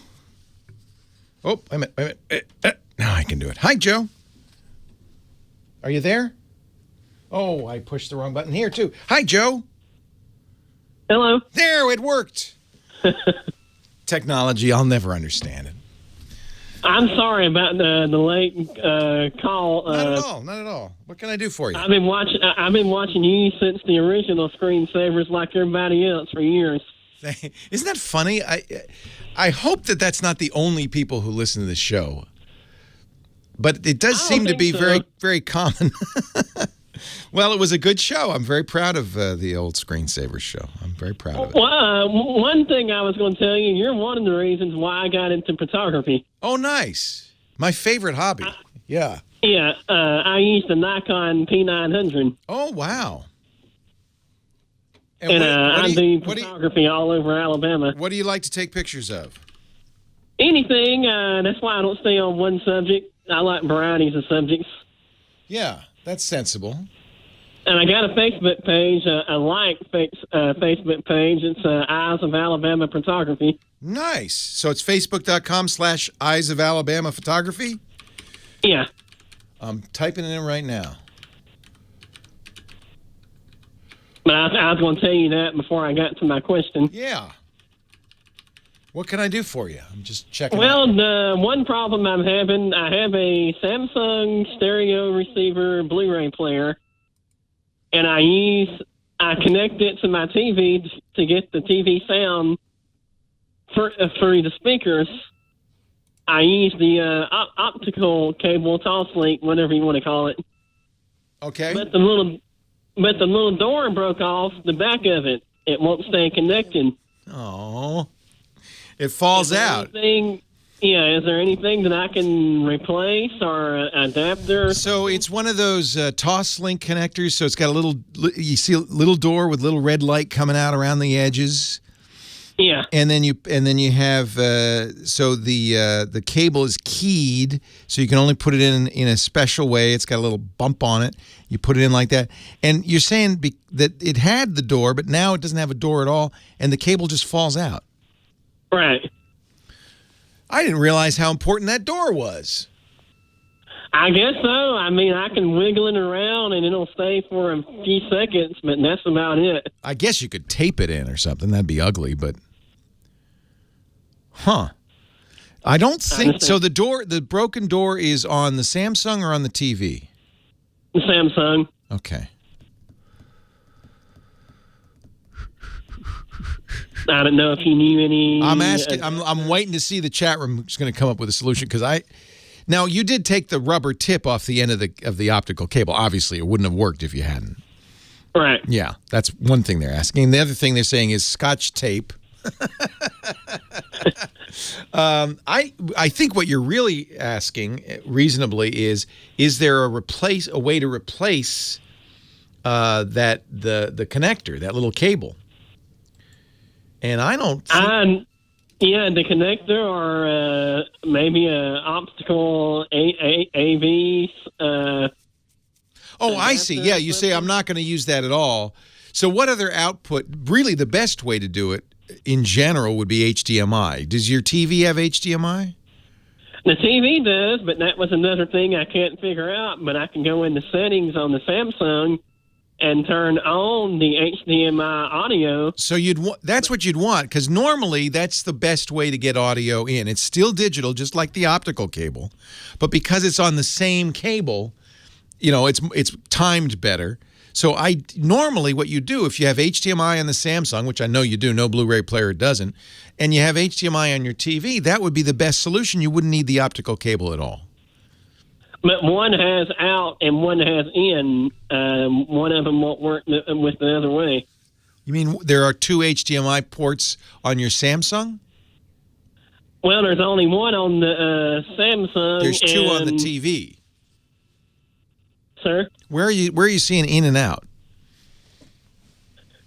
I think. Wait a minute, you said that there's one port on your Samsung. By the way, HDMI can be two-way, so the concept of an in or out isn't really that important.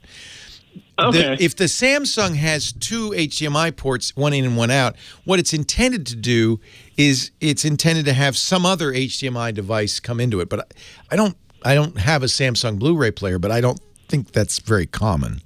So is there just one HDMI port on your Blu-ray player? Yeah, just one. Just one. And on your TV, there may be multiple ports because, you might have other HDMI devices. But if you choose HDMI 1 on your TV, you plug your Samsung into that and you choose the input for HDMI 1, you should get audio and video from the Samsung just fine. Okay. And that would be a better way to do it anyway. All right. Otherwise, crazy glue. No, I'm just kidding. Don't use crazy glue. Don't use crazy glue. All right? I appreciate it. Yeah, if you can, take a look at my Facebook page if you don't mind. Yeah, tell me again. It's because I tried it. It's Eyes of Alabama Photography. Right. EYES? EYES, Eyes of Alabama Photography. Maybe I'm mistyping it. ALABAMAPHOT. Facebook.com/Eyes of Alabama Photography says it's not available. Let me just do a search. How about I do that? That should work. That's fine. There it is. That popped up right away. Eyes of Alabama Photography. There's the page. You know what? Just so for future reference, if you give it out, it's Facebook.com/Joe Paul Cates Photography. Right, yeah. Yeah, so I was typing in, but if you do a search for Eyes of Alabama, that's great. Well, so it's nice to meet you. And I'm going to look at these beautiful pictures. And this is with your Nikon. Some of them are with the Nikon P900. I also have a Nikon D50. Wow. You get some beautiful skies in Alabama. I can see you like taking pictures of sunsets. That's gorgeous. Yeah, that is gorgeous. Very nice. Well, it's nice to meet you, Joe. You too. Thanks a lot. All right. Take care. You too. Bye-bye.